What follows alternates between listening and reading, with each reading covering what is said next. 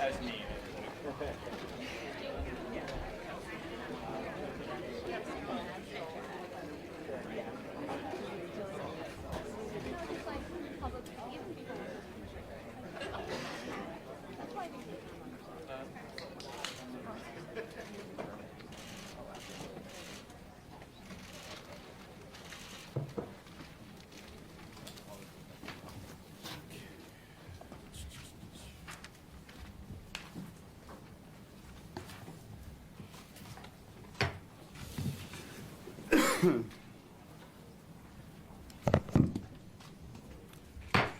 Welcome to the December 2017 meeting of the Federal Communications Commission.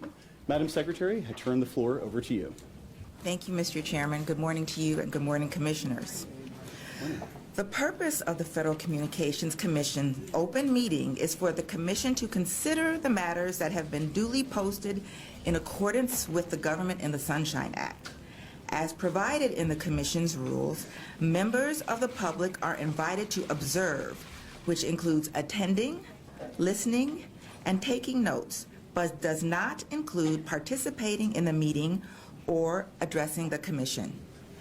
Actions that purposely interfere or attempt to interfere with the commencement or conduct of the meeting or inhibit the audience's ability to observe or listen to the meeting, including attempts by audience members to address the Commission while the meeting is in progress, are not permitted.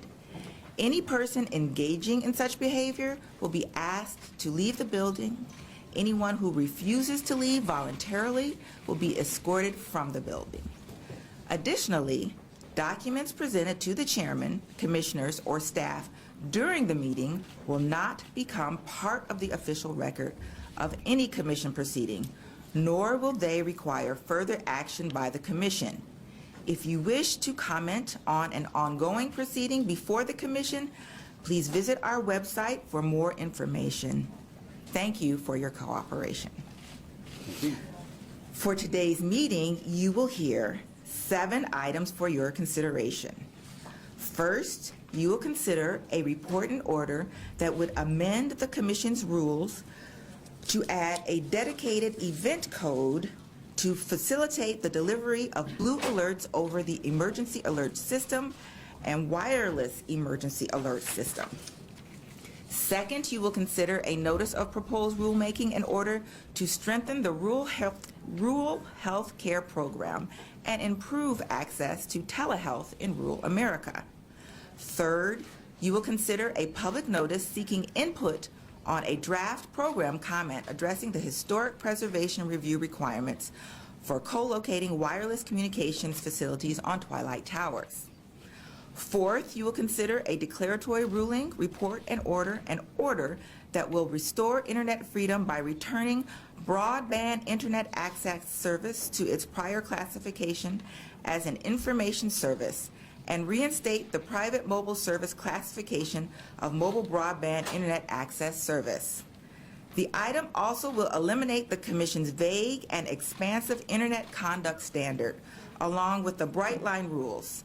Additionally, it will modify the transparency rule to promote additional transparency while eliminating burdensome and unnecessary requirements. Fifth, you will consider a report in order to harmonize the Commission's rules by eliminating the commercial mobile radio service presumption to be consistent with our flexible use approach to licensing. Sixth, you will consider a notice of proposed rulemaking seeking comment on ways to modernize certain notice provisions in Part 76 of the FCC's rules governing multi-channel video and cable television service. Seventh, you will consider a notice of proposed rulemaking seeking comment on whether to modify, retain, or eliminate the 39% national audience reach cap and/or the UHF discount used by broadcast television station groups to calculate compliance with the cap. This is your agenda for today.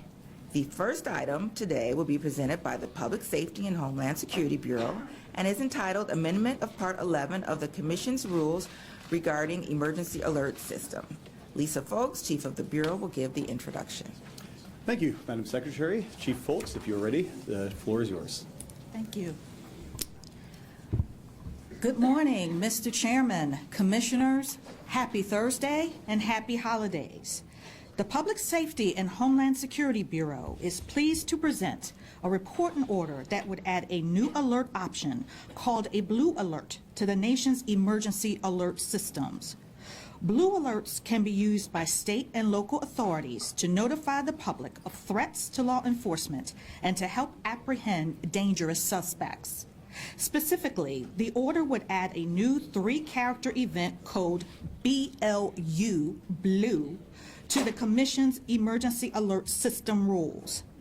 The Blue code will allow an immediately recognizable blue alert to reach the public through television, radio, and wireless phones. As I've mentioned previously, I am the granddaughter of a former detective in the Philadelphia Police Department.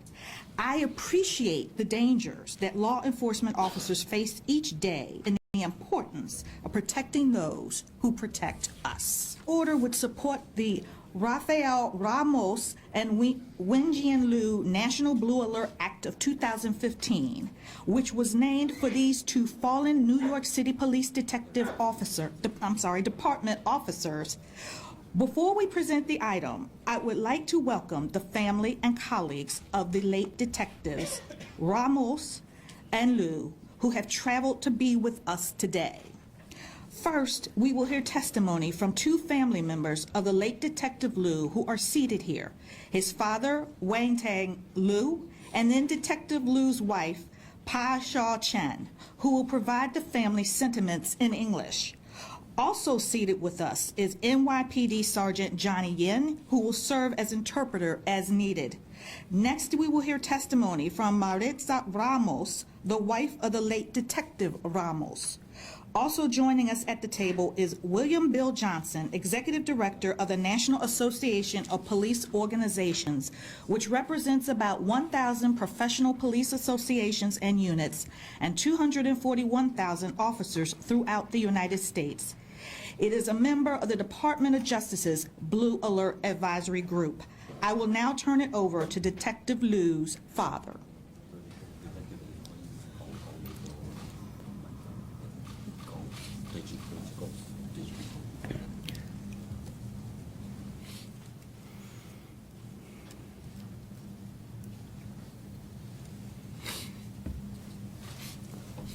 大家好，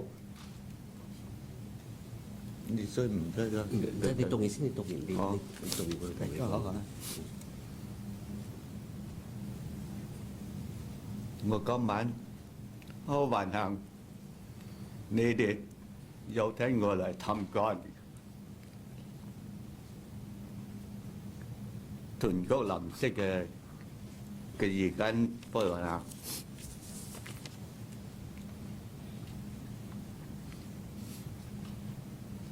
Gimana là thêm chỉ lớn nghe là giết thiết nán nó một siêng liệu mạnh kiến cái chuyện có làm sức gì kiến phát ổn chỉ phát ổn đó phải bảo truyền mỹ chấp phát hiện人生命嘅法律我係劉文健嘅父母我相信啦，嗰個法案啦、參照啦，有幫助於更好保護執法人嘅安全。3年前嘅12月，我們嘅兒子劉文健，我嘅拍檔嘅阿牧師執行公務時殉職。而家今晚咧，參照嗰個法院以下文嘅名度嚟問問，即係會劉文健同埋羅牧師最後嘅紀念同埋印記。另外，我多謝在3年來嘅全美嘅警察、政界與各界人士對我們嘅關心同埋關懷。同時咧，我感謝紐約市警總局嘅關懷同幫助。我又感謝我各對我哋嘅兒子劉文健嘅不忘，更感謝咧各界對維憲從事着艱巨係咪危險嘅工作結婚現場嘅幹事，我哋大家嘅支持，多謝。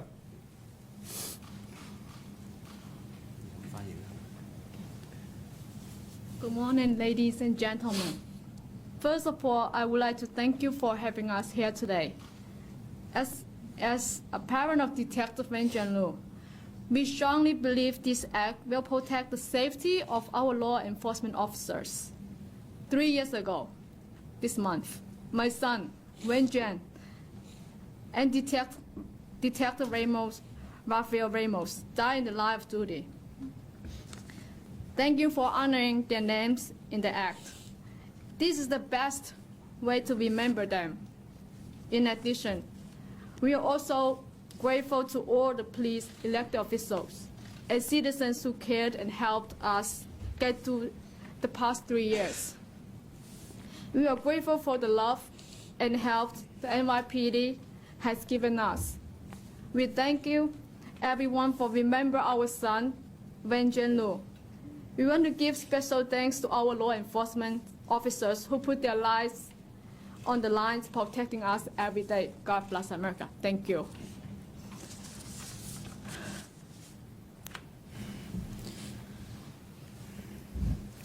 I would like to start by saying an immense thank you to everyone who has worked hard to bring about the Rafael Ramos and Wen Jianlu National Blue Alert Act. Thank you to all the commissioners who will be casting a vote on this very important matter. I would like to extend my gratitude to the FCC Commissioner Ajit Pai, along with the National Blue Alert Coordinating Vince Davenport of the Department of Justice. I would also like to thank former President Barack Obama and former Vice President Joe Biden for their hospitality and for the signing of this act in 2005. My hope is that this alert will prevent another family from having to endure what my family has had to endure in the past 3 years. I truly believe that the work that has gone into making this act possible will save other officers' lives. Thank you, and God bless you all. Thank you. Thank you. I would now like to introduce the members of my team from the Public Safety and Homeland Security Bureau who are seated here. Nikki McGinnis, Deputy Bureau Chief, Gregory Cook, Deputy Chief of the Bureau's Policy and Licensing Division, and Linda Pentro, an attorney advisor in the Bureau's Policy and Licensing Division. Ms. Pentro will present the item. Thank you. Good morning, Chairman Pai and Commissioners. Good morning. As Chief Folks mentioned, today's report and order would add a new Blue Alert Code, BLU, to the current list of authorized codes in the Emergency Alert System. The report and order finds that the Emergency Alert System would be an effective means of delivering blue alerts and that a dedicated event code would facilitate the implementation of blue alerts in a compatible and uniform manner nationwide. This report and order also enables blue alerts to be delivered over the wireless emergency alert system. As with amber alerts and weather alerts, it would be voluntary for state and local officials to send blue alerts, and voluntary for broadcasters and other emergency alert system participants to carry them.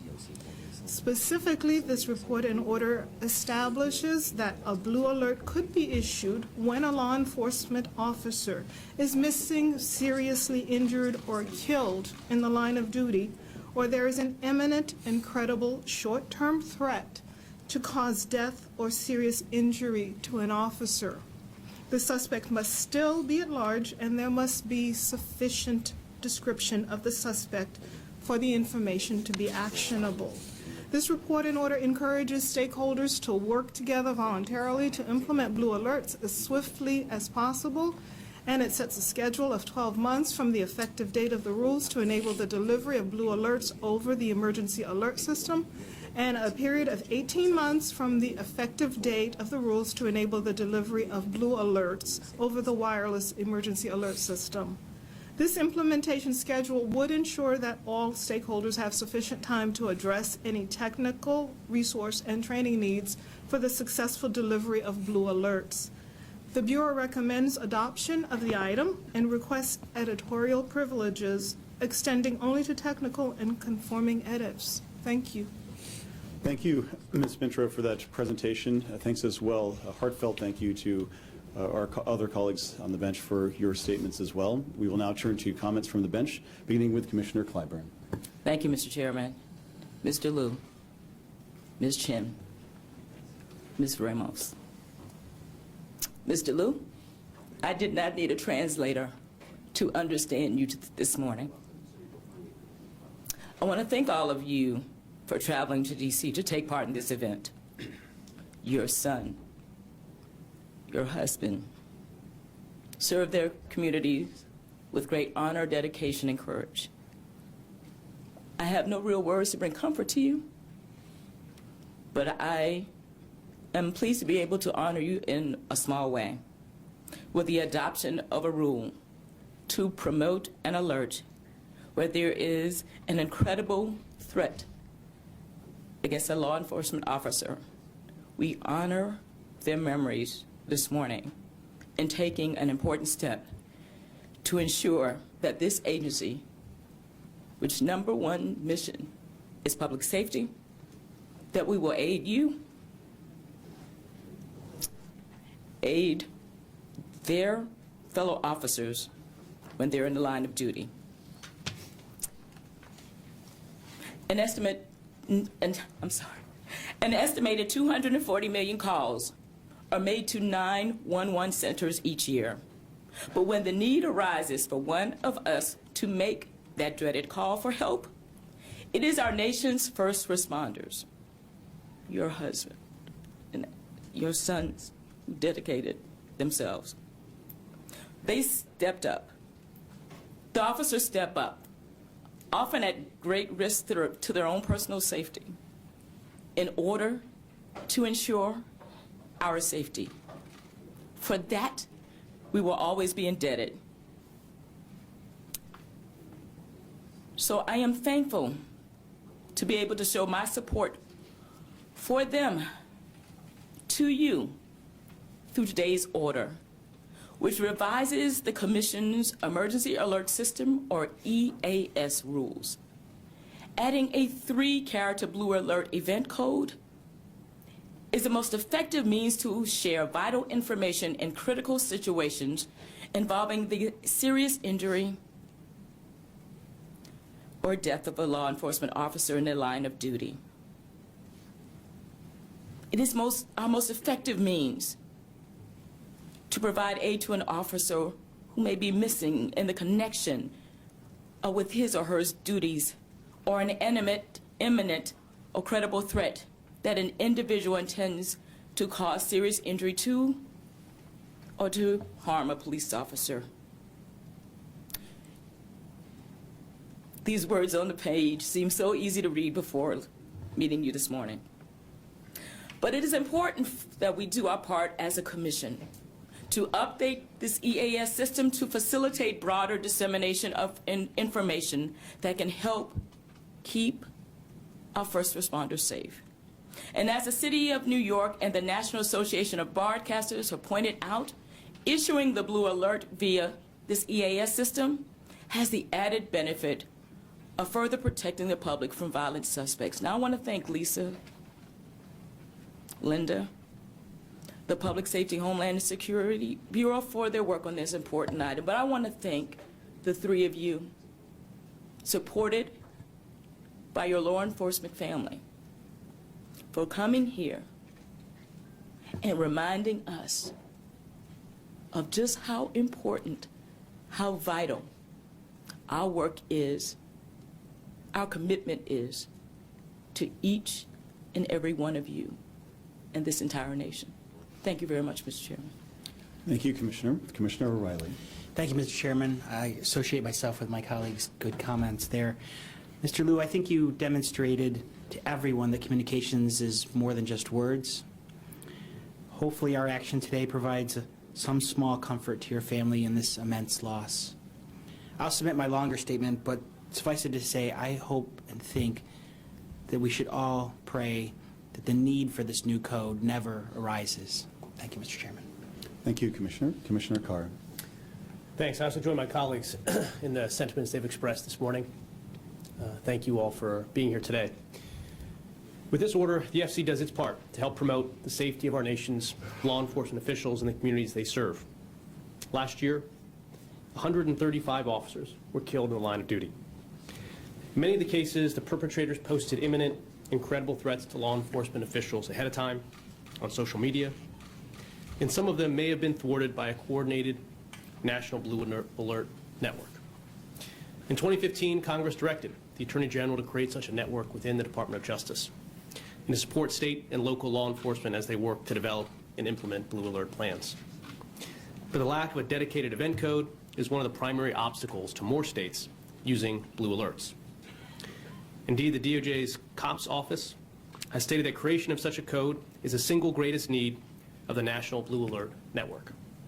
In today's order, we therefore adopt a new dedicated EAS event code to enable the transmission of Blue Alerts over the EAS and wireless emergency alert systems. This action should facilitate the delivery of Blue Alerts in a uniform and consistent manner nationwide. In the process, increase the reach and effectiveness of these potentially life-saving warnings. I'm pleased the Commission is moving quickly to address this issue. I thank the staff, the Public Safety and Homeland Security Bureau for their diligent work. And I also want to join my colleagues again in acknowledging and thanking law enforcement and their families, including those of Wenjian Liu and Rafael Ramos, for all that you've done and all you're doing to help keep us safe. Thanks. Thank you, Commissioner. Commissioner Rosenworcel. Today, the Commission honors Rafael Ramos and Wenjian Liu by fulfilling the promise of the National Blue Alert Act, which was signed into law by President Obama in 2015. We create a new emergency alert code, BLU, for use with our public alerting systems when a law enforcement officer is in peril. This new code and these 3 letters have the potential to save lives and increase situational awareness for our first responders. This is good stuff. It has my support. I am going to dissent, however, on one small aspect of today's decision. In evaluating the merits of the Blue Alert system that we adopt today, the Commission puts forward a cost-benefit analysis that weighs the cost of industry compliance against the value of a police officer's life. You heard that right. In deciding whether to impose a requirement under this law, the Commission puts a price on the death of first responders and then nets it out against industry expenses. Fortunately for law enforcement, the math works out. But this cold calculus is neither needed nor smart. There is a way to do cost-benefit analysis thoughtfully and with dignity for those who wear the shield, some of whom sit before us right here, right now. This isn't it. So on this disrespectful analysis, I dissent. But in closing, I want the family members who are here today to know that we cannot understand the depth of your pain. But we are so pleased you're here today to honor your loved ones. Thank you. Before I begin my formal remarks, I also want to thank the families of Officers Liu and Ramos. I want to thank you for your courage in being here today. And I also want to thank you for sharing some of your time with me this morning. Being able to hear your stories firsthand, being able to see a picture, Ms. Chen, on your phone of your 5-month-old daughter, who will never have a chance to see her father, but whose likeness bears a direct resemblance to that brave soul, was a privilege beyond measure. Thank you for your sacrifice and for being here today. We typically give thanks and celebrate with family and friends during the holidays. But for Maritza, Justin, Jaden, and Angelina Ramos, Cindy Gonzalez, Peixia Chen, Weitang Liu, and Shuyan Li, who I had a chance to meet as well, every Christmas over the past 3 years has been one more painful reminder of the loss that they suffered on December 20th of 2014. For it was on that day, less than 1 week before Christmas, that detectives Rafael Ramos and Wenjian Liu of the New York Police Department were senselessly gunned down while on duty. They were doing what they loved to do and what they were proud to do, protecting the citizens of New York City. Their dedication exemplifies what it means to be a public servant, to improve their communities and the lives of others, despite the inherent dangers. Detective Ramos, a dedicated Mets fan who had a taste for ham and cheese sandwiches, once told a fellow church member that he wanted to bring something more to the uniform. He sure did. Detective Ramos was scheduled to graduate from the New York State Chaplains Task Force the day after he lost his life. For his part, when Detective Liu was once asked why he wanted to be a police officer, he replied, and I quote, "I know that being a cop is dangerous, but I must do it. If I don't do it, then who is going to do it?" Detectives Ramos and Liu made the ultimate sacrifice. We owe them and their brave family members who have come here today a tremendous debt of gratitude. We cannot begin to fathom your pain, but we can honor your sacrifice. And the FCC attempts to do that today by adopting rules so that police officers across America and the communities they so proudly serve will be better protected. Specifically, we are creating a dedicated Blue Alert event code in the emergency alert system. Similar to the Amber Alerts that many are familiar with, Blue Alerts will enable authorities to warn the public when there is actionable information related to a law enforcement officer who is missing, seriously injured, or killed in the line of duty, or when there's an imminent threat to an officer. These warnings can be sent to the public through broadcast, cable, satellite, and wireline video providers. Officials may also send blue alerts through the wireless emergency alert system to consumers' wireless phones. We aim to promote compatible and integrated blue alert plans throughout the United States, consistent with the Rafael Ramos and Wenjin Liu National Blue Alert Act of 2015. 6 months ago, at the Department of Justice, I made a promise to adopt these rules, and I'm pleased that my fellow commissioners and I make good on that promise here today. Obviously, what we do here doesn't change what happened that sad afternoon in New York, but it does respect these officers' spirit and courage. I want to thank William Johnson, Executive Director of the National Association of Police Organizations, for his advocacy and support for Blue Alerts, and especially the family members who are here today. I also want to acknowledge the unwavering support from members of the U.S. Department of Justice's Office of Community-Oriented Policing Services, who have joined us this morning.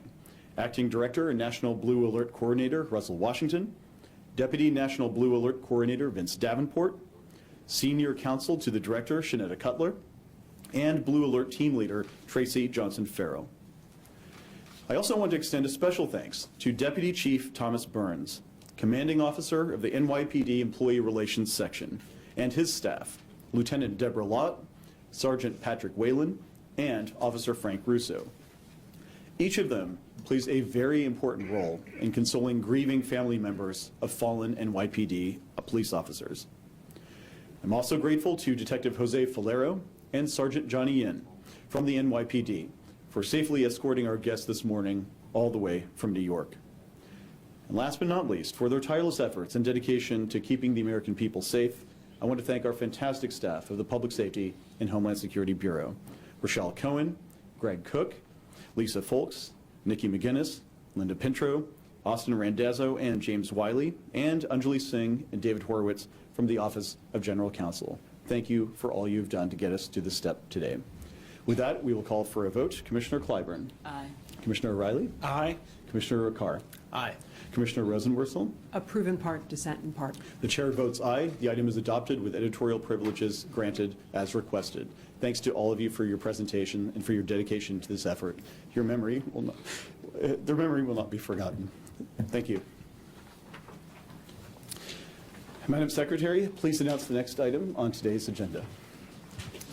Mr. Chairman and Commissioners, the second item on your agenda, entitled Promoting Telehealth in Rural America, will be presented by the Wireline Competition Bureau. Chris Monteith, Chief of the Bureau, will give the introduction.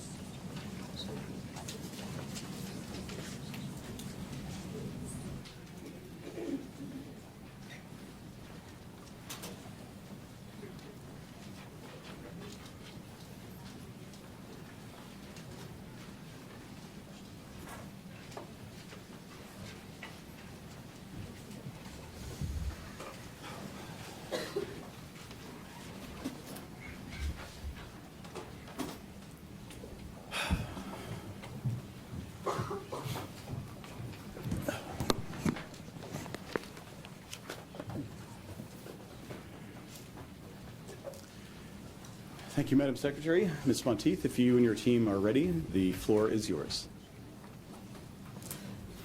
Good morning, Mr. Chairman and Commissioners. Good morning. It's very difficult to follow such a moving presentation on such an important issue. The Wireline Competition Bureau presents this morning for your consideration a notice of proposed rulemaking in order that launches a review of the Commission's rural health care program. This item seeks to improve the program's efficiency and promote access to vital telehealth services in rural America. I would like to thank the Telecommunications Access Policy Division's team for all their hard work on this proceeding. Our colleagues in the Enforcement Bureau and in the Offices of Communications Business Opportunities, General Counsel, Legislative Affairs, and Managing Director also provided us with invaluable input.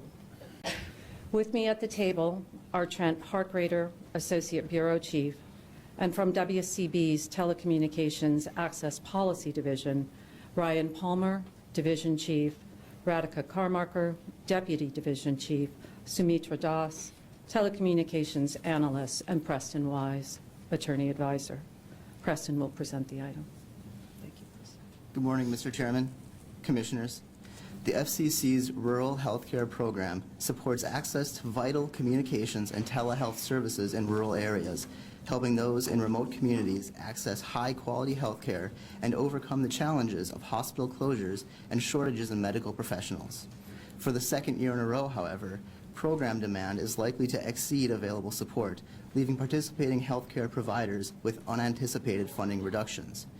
While advances in healthcare technologies have contributed to growth in the program, this budgetary shortfall may also be attributable to current program rules that promote inefficient purchasing decisions and create opportunities for waste, fraud, and abuse. If adopted, this item would initiate a rulemaking to review the rural healthcare program. The notice of proposed rulemaking would first seek comment on whether to increase the rural healthcare program's current annual $400 million cap and how to prioritize funding should demand exceed the cap in future years. It would then seek comment on proposals to promote efficiency in the program and to curtail waste, fraud, and abuse. These proposals include establishing a process for evaluating outlier funding requests and streamlining the calculation of urban and rural rates, redefining the cost-effectiveness standard across the rural healthcare program to encourage a more transparent and fair competitive bidding process, ensuring sufficient funding for rural and tribal healthcare providers, and ways to simplify program participation and enhancing oversight to, for example, establish rules on the use of consultants, gift restrictions, and invoicing deadlines, among other matters. The order would grant targeted and immediate relief to rural healthcare providers facing potential cuts in funding year 2017.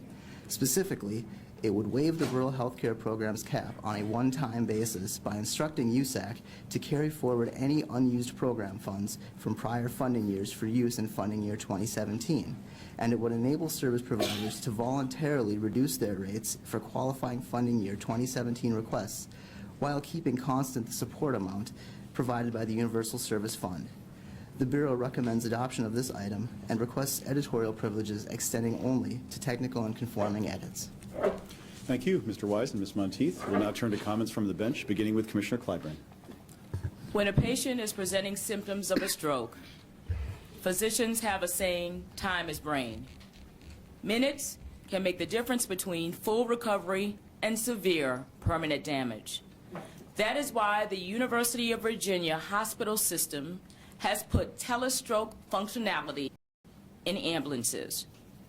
By ensuring life-saving can begin immediately, the program ensures that strokes are caught at the absolute earliest possible time.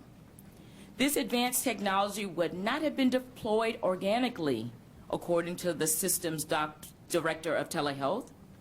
The director stated just a few months ago that absent the rural healthcare program, our ability to provide these services would be severely constrained. Care delivery.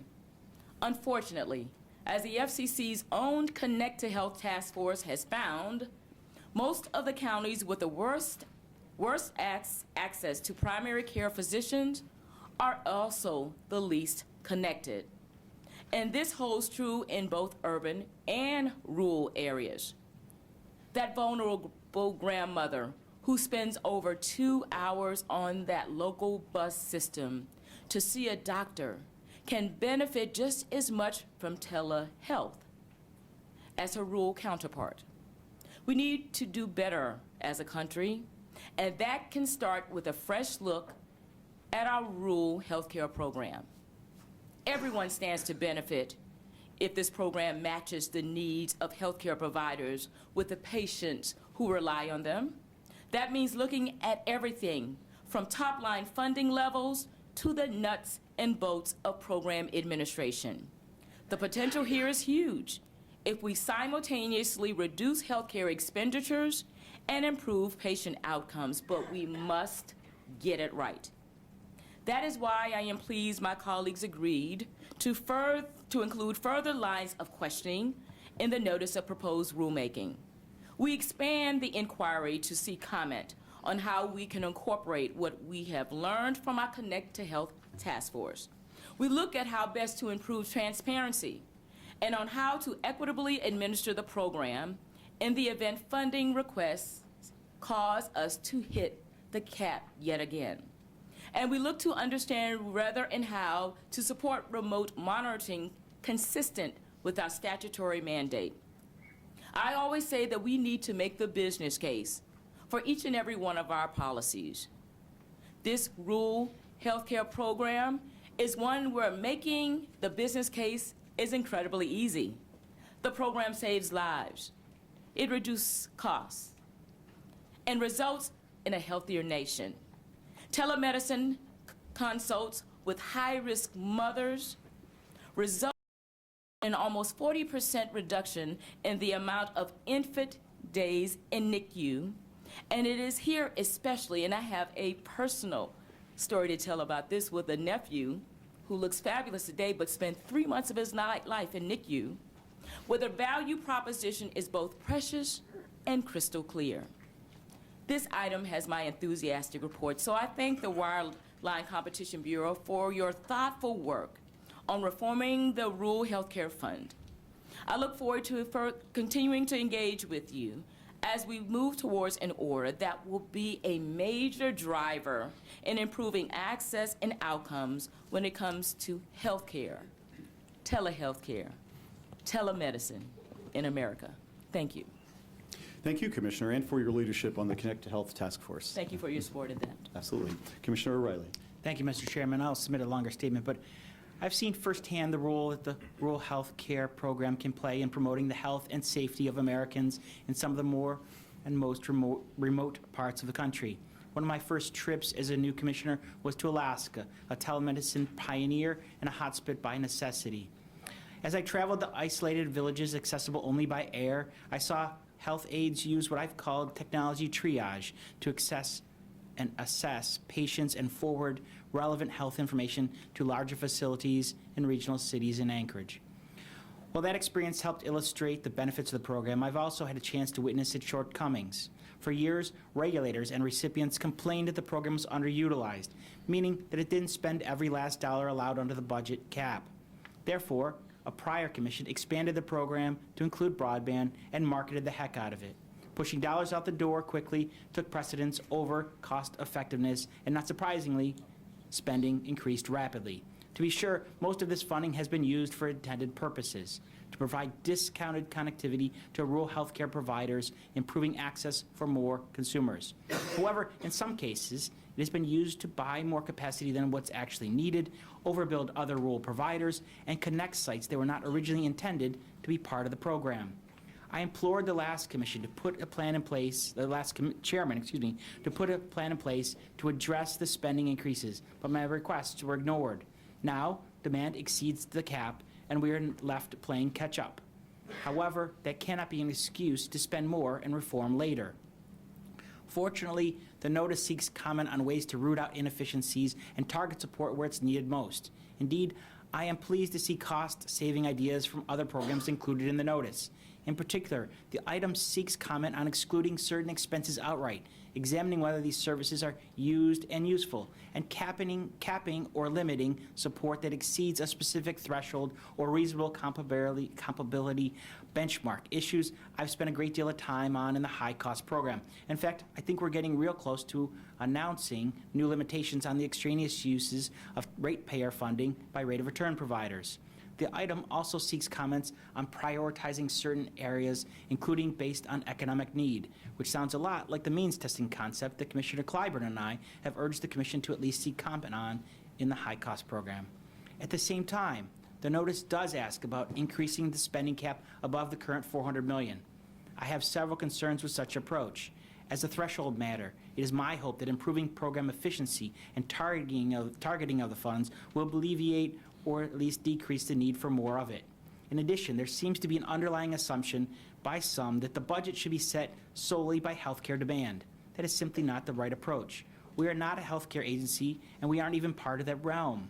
What we do through the Rural Healthcare Program can help provide savings on the healthcare side, but we do not have insight into, nor do we recoup any of the savings to help offset our costs. Our job, according to the statute, is to provide a discount to help make make already available service more affordable. Funding new networks that potentially overlap and undermine existing infrastructure is expensive and can be wasteful. We have to keep in mind that the Federal Universal Service Program is already authorized to spend approximately $11 billion per year. And there's no shortage of requests for additional funding, as recipients from each of the 4 programs have requested even more. Instead of looking holistically and finding the necessary offsets, the Commission has tended to increase funding at the expense of consumers.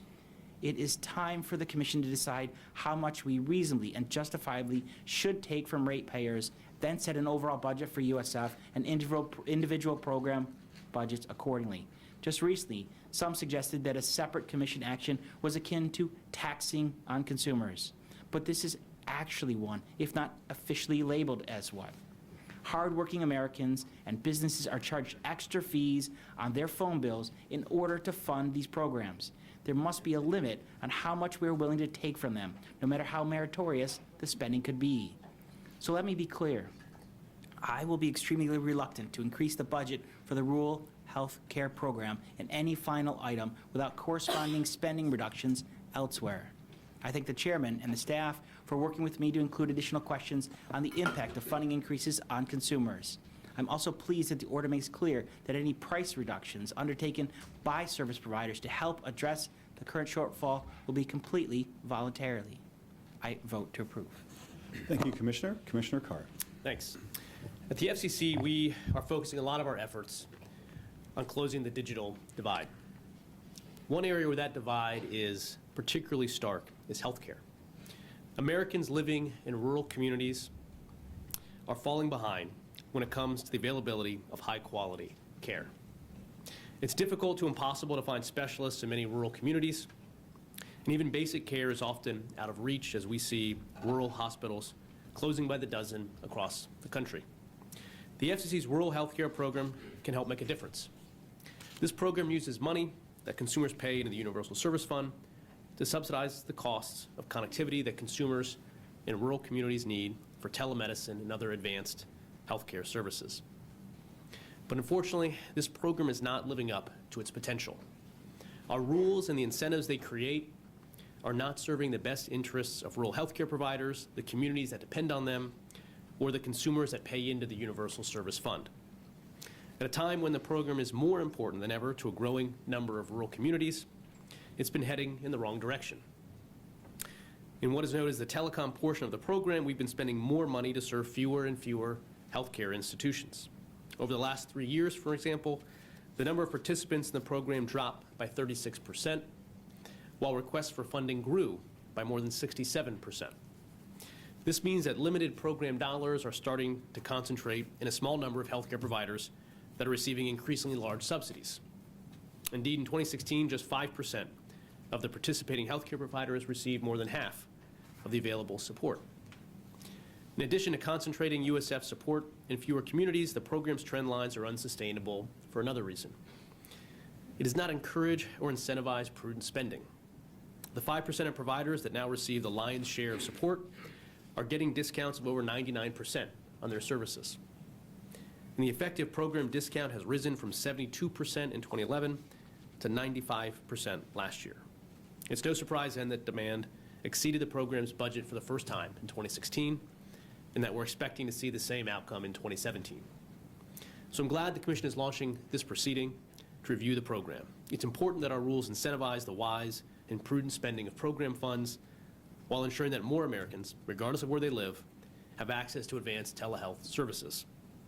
As part of this inquiry, I'm pleased that we're now seeking comment on whether to adopt speed or other service benchmarks to ensure that supported services can in fact be used to bring telehealth offerings to rural communities. With this and the range of other questions we tee up, I'm confident that we can craft rules that will promote efficient purchasing decisions. In the interim, I support our decision to provide some immediate relief to healthcare providers that could otherwise face unexpected costs if the program exceeds its budget cap again this year.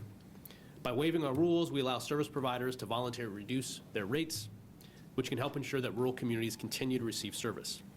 So thanks to the staff of the Wireline Competition Bureau for your work on this item.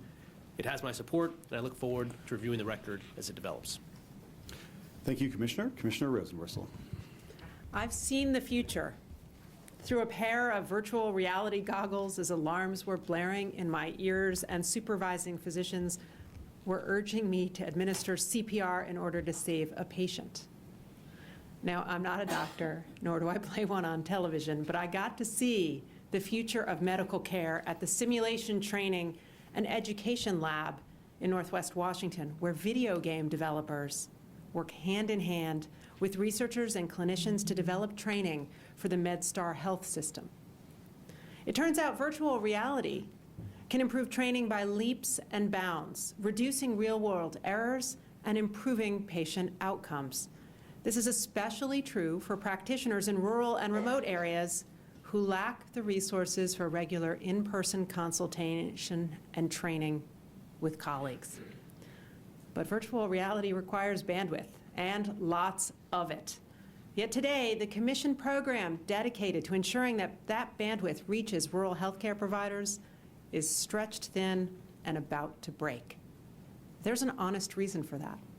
When this program got its start 2 decades ago, neither connectivity nor medicine looked a lot like what they look today.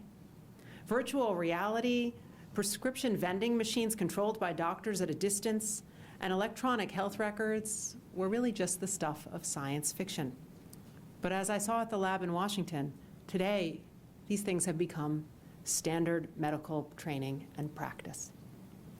That's why I am pleased to support today's rulemaking. It examines how to future-proof the Commission's rural health care program, and at the same time, it seeks comment on how to responsibly manage the program budget, and to this end, it asks some important questions about prioritization. It also seeks comment on improving incentives to promote more efficient decision-making among funding recipients. I'm looking forward to the record that develops, and I'm also looking forward to seeing how we can use this program to speed the way for the future of medical care. That would be good news for both patients and practitioners, and also good news for rural America. Thank you to the Bureau for your work. Thank you, Commissioner. Often in the early mornings, starting in the late 1970s, a doctor in the small town of Parsons, Kansas would hit the road. He would drive long distances across southeast Kansas to make sure that patients in even smaller surrounding communities could see a physician who could help them. That was my dad. And even into adulthood, I remain amazed at the many, many road miles that he has logged in his career. But his upcoming retirement brings into sharp focus, for me, some difficult general trends. It's becoming harder to recruit doctors and to keep them in these rural communities. It's becoming harder to keep rural hospitals afloat. And so it's becoming harder for rural patients to get health care. Ironically, at a moment when vital signs for those patients and rural America generally are suggesting trouble. That's what makes the combination of the internet and rural medicine, call it telemedicine or telehealth if you like, so critical. With a broadband connection, healthcare providers in small town America can deliver the same quality of healthcare as those in our nation's big cities. And the FCC can and does promote this potential. Our rural healthcare program helps healthcare providers afford the connectivity they need in order to better serve their patients. But it's facing some real problems. First, the program is oversubscribed. The yearly demand for funding now exceeds the annual spending cap. And second, there may be substantial waste, fraud, and abuse in the program.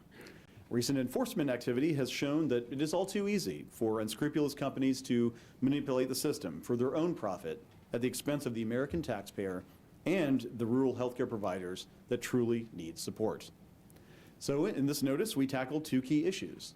What size should the program be going forward, and how can it function more effectively? Every dollar in this program needs to be stretched as far as possible to help those in need in places like Southeast Kansas. Thank you to the staff who have worked on this item, specifically Dana Bradford, Regina Brown, Sumitra Das, Mary Beth DeLuca, Trent Harkrader, Belford Lawson, Radhika Karmarkar, Dave Corey, Paul LaFontaine, Billy Layton, Jonathan Lecter, Travis Littman, Rick Mallon, Elizabeth McCarthy, Maura McGowan, Avis Mitchell, Chris Monteith, Linda Oliver, Ryan Palmer, Rakesh Patel, Carol Pomponia, Eric Ralph, Bill Richardson, Ariel Roth, David Sabatkin, Jeffrey Waldow, and last but certainly not least, our presenter, Preston-Wise. With that, we'll move to a vote on the item. Commissioner Clyburn. Commissioner O'Reilly. Aye. Commissioner Carr. Aye. Commissioner Rosenworcel. Approve. The chair votes aye as well. The item is adopted with editorial privileges granted as requested. Thanks to the staff for the fantastic job. Madam Secretary, could you please take us to the next item on today's agenda? Mr. Chairman and Commissioners, the third item on your agenda will be presented by the Wireless Telecommunications Bureau. It is entitled Review of Co-locations on Certain Towers Constructed Without Documentation of Section 106 Review, and Don Stockdale, Chief of the Bureau, will give the introduction. Thank you, Madam Secretary. Mr. Stockdale, whenever you are ready, the floor is yours.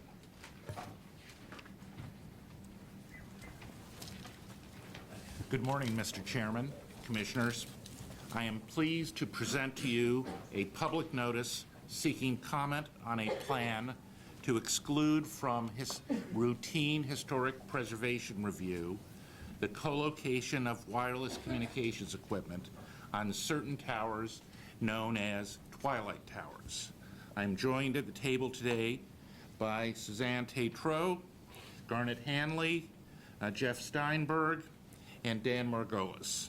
In addition to the WTB staff at the table, I would like to thank Paul Dari, Eli Johnson, and Jill Springer from our Competition and Infrastructure Policy Division for their work, and all of the Commission staff listed on the slide for their input. Dan will now present the item. Thank you. Good morning, Mr. Chairman, Commissioners. Good morning. This public notice would continue the Commission's efforts to streamline wireless infrastructure deployment by seeking comment on a definitive solution for expediting equipment co-locations on so-called twilight towers. Twilight towers are towers that were constructed between March 16, 2001 and March 7, 2005 that either did not complete historic preservation review or that cannot be documented to have completed such review. During that time period, the Commission's historic preservation rules required licensees and applicants to evaluate whether proposed facilities may affect historic properties. But the text of the rule did not specify a particular process that parties were required to follow. The National Historic Preservation Act requires every federal agency, before allowing an undertaking within its jurisdiction to proceed, to consider the undertaking's effects on buildings and sites that are eligible for protection as historic properties. The Advisory Council on Historic Preservation, or the ACHP, has established rules governing the process for conducting historic preservation review. The Advisory Council also has the authority to adopt program alternatives that may be used by federal agencies to exclude from review particular types of federal undertakings that have minimal potential to adversely affect historic properties. Under one such program alternative, the Nationwide Programmatic Agreement, or NPA, for co-location of wireless antennas, most co-locations on towers that themselves underwent historic preservation review are excluded from any further review.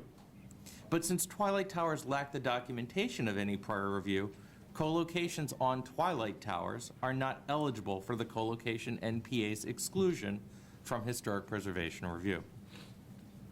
This public notice seeks public input on a type of program alternative, a draft program comment, that would facilitate co-locations on twilight towers by generally excluding from the historic preservation review process co-locations that meet certain specified conditions.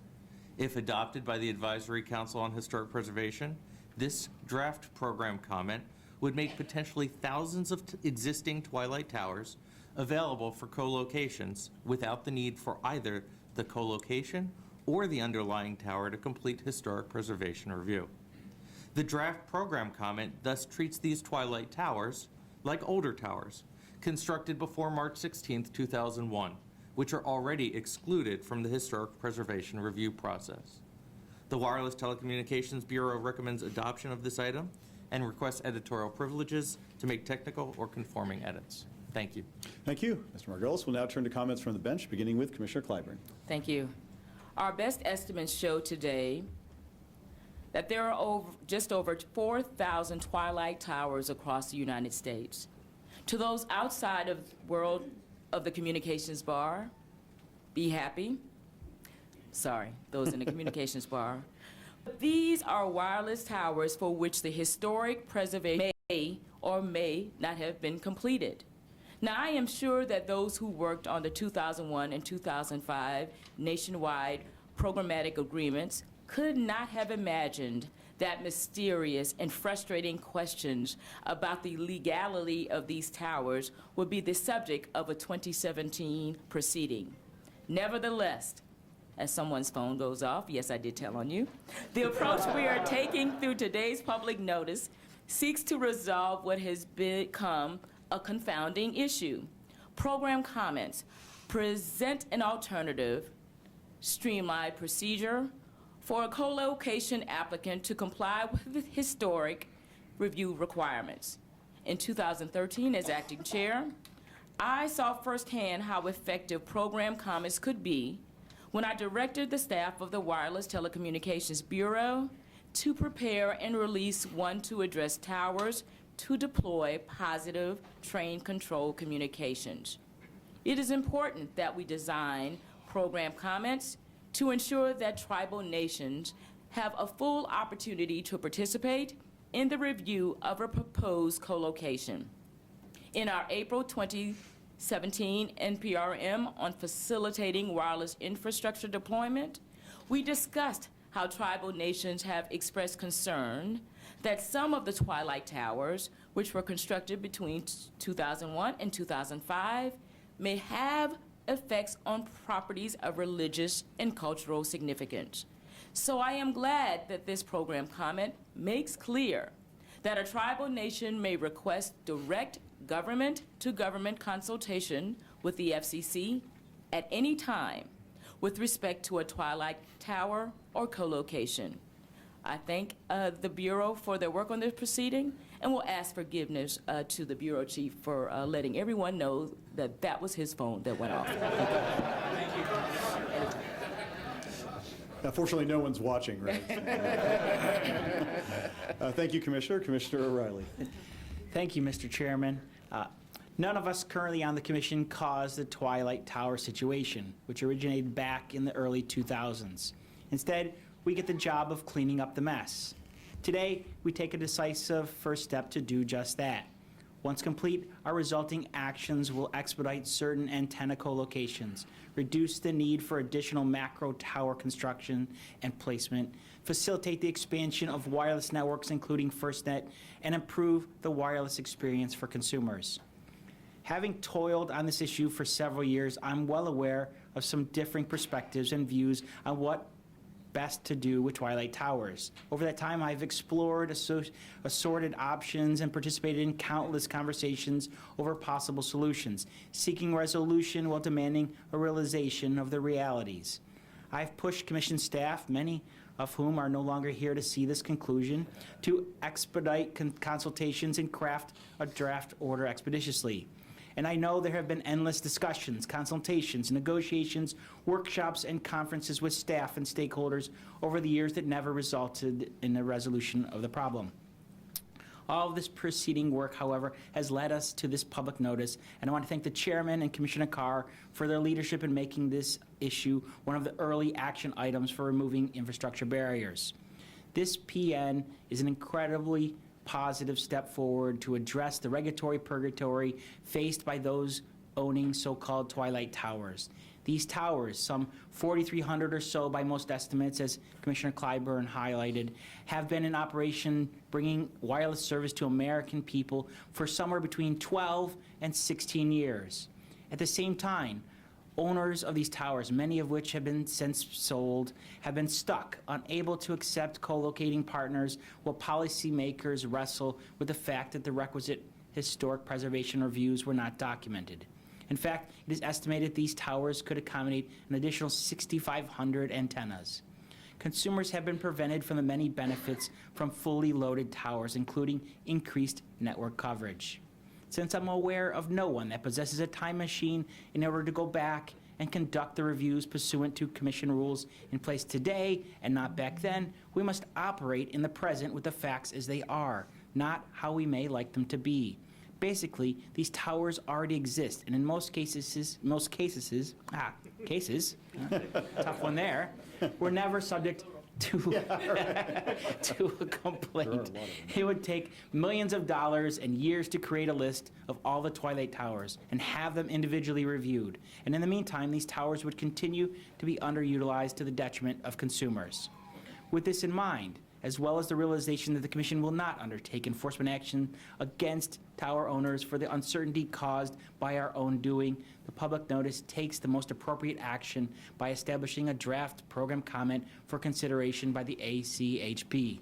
Specifically, the contents of the draft program comment would exclude co-locations of wireless facilities on Twilight Towers from Section 106 review. In effect, we are moving forward and closing the sad chapter in regulatory history. I thank the chairman.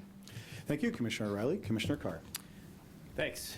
Today, we take another significant step in our ongoing effort to accelerate and streamline the deployment of wireless infrastructure. Specifically, as we've heard, we propose to resolve what's been a long-standing issue with Twilight Towers. The approach we adopt today will culminate in the Advisory Council on Historic Preservation adopting a document known as a program comment that would exclude co-locations of communications equipment on Twilight Towers from routine historic preservation review. This action could open up thousands of towers for the deployment of new wireless facilities. As such, these towers would be treated similarly to older towers that are already excluded from historic preservation review. We also make clear that the agency will not take enforcement action against Twilight Towers that were constructed in good faith. This clarification further removes the regulatory uncertainty that has hung over these deployments for far too long. I'm grateful as well for the engagement that we've seen on this issue. In response to public input, we make clear in the draft program comment that where a proposed co-location on a Twilight Tower is not excluded from historic preservation review, such review will be limited to the co-location itself and not the underlying tower. We also clarify the standard under which the FCC will treat a request for direct government-to-government consultation, as we've heard, by a tribal nation, to be a complaint against a proposed co-location. These clarifications will provide stakeholders with additional certainty, and I thank my colleagues for their willingness to incorporate these changes into the draft program comment. For more than a decade, as we've heard, the FCC and a broad range of stakeholders have debated the best approach for resolving the regulatory status of Twilight Towers. So I'm glad that this commission is moving forward with a concrete solution that can open up these structures for additional wireless deployments. Doing so will help bring advanced wireless offerings to even more Americans.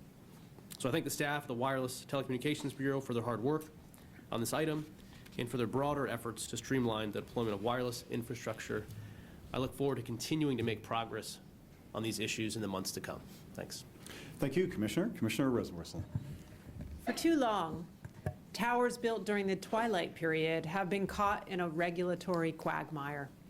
During this 4-year period from 2001 to 2005, both the Commission and the Advisory Council on Historic Preservation were adjusting their rules to accommodate the need to facilitate the nationwide building of wireless infrastructure.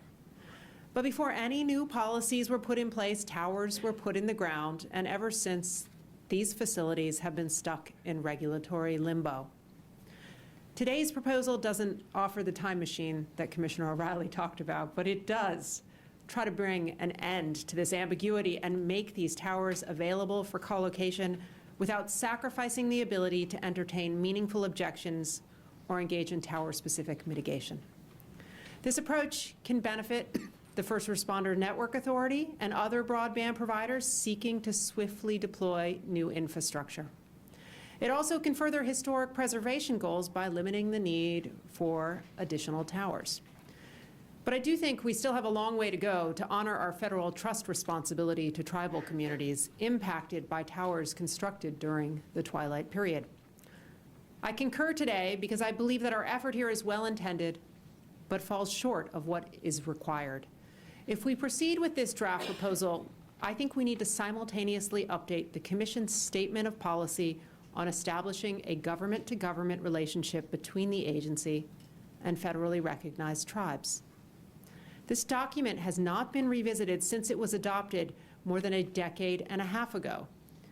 I think it's time to take on this task and do it in conjunction with resolving these long-standing issues of tower construction. In doing so, We can set a clear and updated course for Commission policy while also giving substance to tribal self-determination. And that, I believe, would be worth the effort. Thank you. Thank you, Commissioner.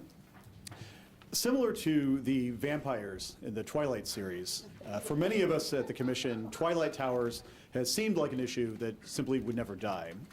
But no more. Today, I am pleased that after more than a decade, the FCC is finally moving forward to address this longstanding problem. After many discussions with tribal representatives, industry, and other interested stakeholders, it is now clear that it is up to the FCC, working with our colleagues at the Advisory Council on Historic Preservation, or ACHP, to finally solve this problem. And none too soon. The more rapidly we enable the additional use of this infrastructure, the sooner consumers everywhere can benefit from next-generation wireless services. It is my hope that this issue will be wrapped up at long last by the middle of next year. I appreciate the engagement of ACHP staff on this issue and look forward to working with them as we advance this and other wireless infrastructure issues. I would also like to thank my colleagues for their support on this item. In particular, thanks to Commissioner O'Reilly, who has long called for a resolution to this issue, and to Commissioner Carr for his continued leadership on our wireless infrastructure reform docket. And last but most, thanks to the staff who worked on this item. Paul Dari, Garnet Hanley, Eli Johnson, Dan Margolis, Dana Schaefer, Jill Springer, Jeff Steinberg, Don Stockdale, Cecilia Sulhoff, Suzanne Tatro, and Mary Claire York from the Wireless Telecommunications Bureau, Janet Seifert from the Consumer and Governmental Affairs Bureau, and Deborah Broderson, Linda Oliver, and Bill Richardson from the Office of General Counsel. Terrific work by all of you across these bureaus and offices. We'll now proceed to a vote on the item. Commissioner Clyburn. Aye. Commissioner O'Reilly. Aye. Commissioner Carr. Aye. Commissioner Rosenworcel. Concur. The chair votes aye as well. The item is adopted with editorial privileges granted as requested. Thanks to the staff for the great work. Madam Secretary, could you please announce the next item on today's agenda? Mr. Chairman and Commissioners, the fourth item on your agenda will be presented by the Wireline Competition Bureau and is entitled Restoring Internet Freedom. Chris Monteith, Chief of the Bureau, will give the introduction. Terrific.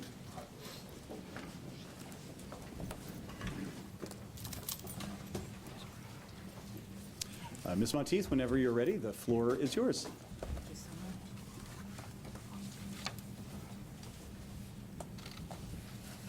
I think it's still morning, so good morning, Mr. Chairman and Commissioners. Good morning. The Wireline Competition Bureau presents for your consideration a declaratory ruling, report and order on restoring Internet freedom. The item would eliminate burdensome regulation that stifles innovation and deters investment and empower Americans to choose the broadband Internet access service that best fits their needs. I would like to thank the Competition Policy Division team for their amazing work on this proceeding. We also received invaluable input from our colleagues in the wireless telecommunications, consumer and governmental affairs, enforcement, media, and public safety and homeland security bureaus, as well as from the offices of General Counsel and Strategic Planning.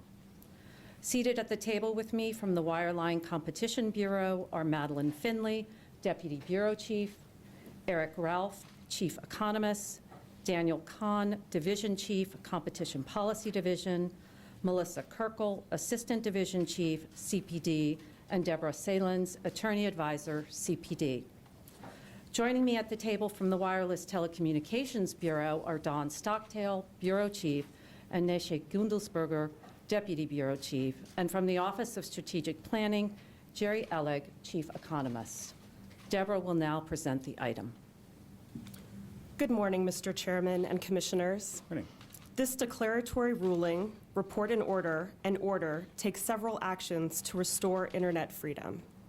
First, the declaratory ruling restores broadband Internet access service to its Title I Information Service classification.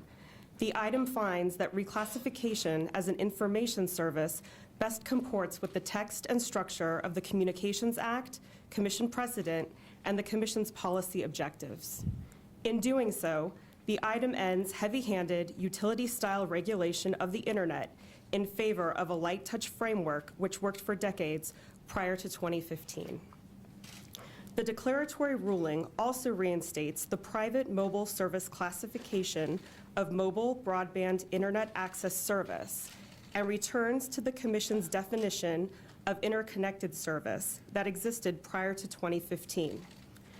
The item restores the authority of the Federal Trade Commission to enforce consumer protection and antitrust laws. It also clarifies the effects of the return to an information service classification on other regulatory frameworks, including the need to apply a uniform federal regulatory approach to interstate information services like broadband internet access service. Next, the report and order adopts a transparency rule that would require internet service providers to disclose information about their practices to consumers, entrepreneurs and other small businesses, and the Commission. The item returns to the transparency rule the Commission adopted in 2010 with certain improvements to promote additional transparency. The report and order would also eliminate the Commission's conduct rules. Based on the record evidence, the item finds that the conduct rules are unnecessary because the transparency requirement, together with antitrust and consumer protection laws, ensures that internet service providers engaging in behavior inconsistent with an open internet can be held accountable. The actions taken in this item will advance the Commission's critical work to promote broadband deployment in rural America and infrastructure investment throughout the nation, brighten the future of innovation both within networks and at their edge, and move closer to the goal of eliminating the digital divide. The Bureau recommends adoption of this declaratory ruling, report and order, and requests editorial privileges extending only to technical and conforming edits. Thank you. Thank you, Ms. Lance, for the presentation, and Ms. Monteith. We'll now turn to comments from the bench, beginning with Commissioner Clyburn. Thank you. Before beginning my statement, Mr. Chairman, I would like to note that Congressman Jerry McNerney, a member of the Congressional Committee that has oversight over this agency, requested the opportunity to speak today. He was denied, but I have a copy of a statement that the Congressman would have delivered had he been given the opportunity. And Mr. Chairman, respectfully, I would ask that you include this in official record of this proceeding, if you will allow. Without objection. Thank you. I dissent. I dissent from this fierily spun, legally lightweight, consumer-harming, corporate-enabling, destroying Internet freedom order. I dissent because I am among the millions outraged. Outraged because the FCC pulls its own teeth, abdicating responsibility to protect the nation's broadband consumers. Now, some may ask, why are we witnessing such unprecedented groundswell of public support for keeping the 2015 net neutrality protections in place? Because the public can plainly see that a soon-to-be toothless FCC is handing the keys to the internet, one of the most remarkable, empowering, enabling inventions of our lifetime, over to a handful of multi-billion-dollar corporations. And if past is prologue, those very same broadband internet service providers that the majority says you should trust to do right by you will put profits and shareholders' returns above what is best for you. Each of us raised our hands when we were sworn in as FCC commissioners. We took an oath and promised to uphold our duties and responsibilities to, a liberal quote here, make available so far as possible to all the people of the United States without discrimination a rapid, efficient, nationwide, and worldwide wire and radio communication service with adequate facilities at reasonable charges. Today, the FCC majority is about to officially abandon that pledge, and millions are watching and taking note. I do not believe that there are any FCC or congressional offices immune to the deluge of consumer outcry. We are even hearing about state and local offices fielding calls. And what is newsworthy that at last count, and I think the number is rising, 5 Republican members of Congress went on the record in calling for a halt to today's. Why such a bipartisan outcry? Because the large in favor of keeping strong net neutrality rules in place. But the saddest part to me about all of this, and it's painful for me to say this, that this is the new norm at the FCC. A norm where the majority ignores the will of the people. A norm where the majority stands idly by while the people that they are committed to serve, that they've taken an oath to serve, are about to lose so much. Now, we have heard story after story about what net neutrality means to consumers and small businesses, from places as diverse as Los Angeles Skid Row to Marietta, Ohio. I have here letters that just were sent to me that plead with the FCC to keep our net neutrality rules in place. But what is striking and in keeping with the new norm is that despite the millions of comments, letters, and calls received, this order cites not even one. That speaks volumes about the direction the current majority is heading, this FCC is heading, and that speaks volumes about just who is being heard at the FCC. Those sole proprietors whose entire business models depend on an open internet are worried that the absence of clear and enforceable net neutrality protections will result in higher costs and fewer benefits because, you see, they are not able to pay those tolls for premium access. Large online businesses have also weighed in, expressing concerns about being subject to added charges as they simply try to reach their own customers. Engineers have submitted comments, including many of those internet pioneers. They shared with the FCC majority the fundamentals of how the internet works, because from where they sit, there is no way that an item like this would ever see the light of day if the majority understood the platform that some of them helped to create. I have heard from innovators worried that we are standing up a mother may I regime, where the broadband provider becomes the arbiter of acceptable online business models. And yes, I have heard from consumers who are worried, given that their broadband providers has already shown that they will charge inscrutable below-the-line fees, raise prices unexpectedly, and put consumers on hold for hours at a time, who will have their best interests at heart in a world without clear and enforceable rules, overseen by an agency without any clear authority. Would that agency be a toothless FCC? Now, there is a darker side to all of this that we have witnessed over the past few weeks. Threats and intimidation, personal attacks, Nazi cheering, Russian influence, fake comments. These are unacceptable. Some of these actions are illegal. They are all to be rejected. But what is also not acceptable is the FCC's refusal to cooperate with the state attorney general's investigations or allow evidence in the record that would undercut what can only be described as a preordained outcome. Now, many have been asking me, what happens next? How will all of this, net neutrality, my internet experience, look after today's decision? My answer is a simple one. When the current protections are abandoned and the rules that have been officially in place since 2015 are repealed, we will have a Cheshire Cat version of net neutrality. We will be in a world where regulatory substance fades to black, and all that is left is a broadband provider's toothy grin, because they have teeth, however you conjugate that. And those also comforting words, we have every incentive, don't worry, we have every incentive to do the right thing. But what they will soon have is every incentive to do their own thing. Now, the results of throwing out net neutrality protections may not be felt right away.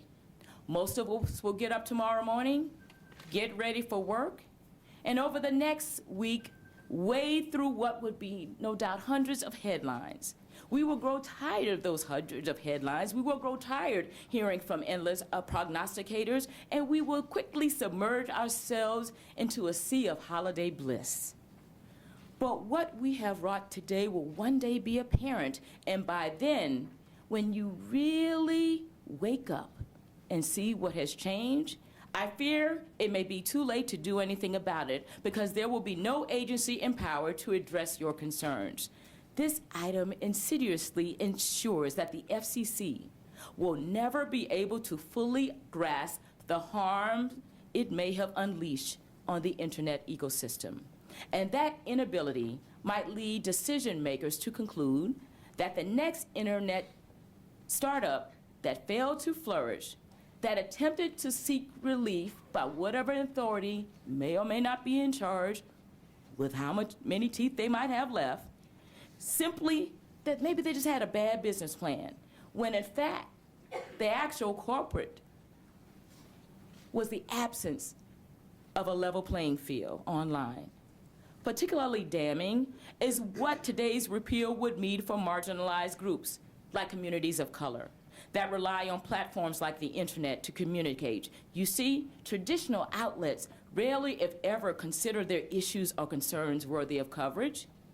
It was through social media, remember, that the world first heard about Ferguson, Missouri, because those legacy outlets did not consider them worthy enough for coverage until that hashtag started trending. It has been through online video services that targeted entertainment ecosystems thrive, where stories are finally being told because those very same programs that were submitted for consideration were rejected time and time again by mainstream media and distribution, mainstream distribution and media outlets. And it has been through secure messaging platforms where activists have communicated and organized for justice without gatekeepers who may or may not have differing opinions blocking them. Where will the next significant attack on internet freedom come from?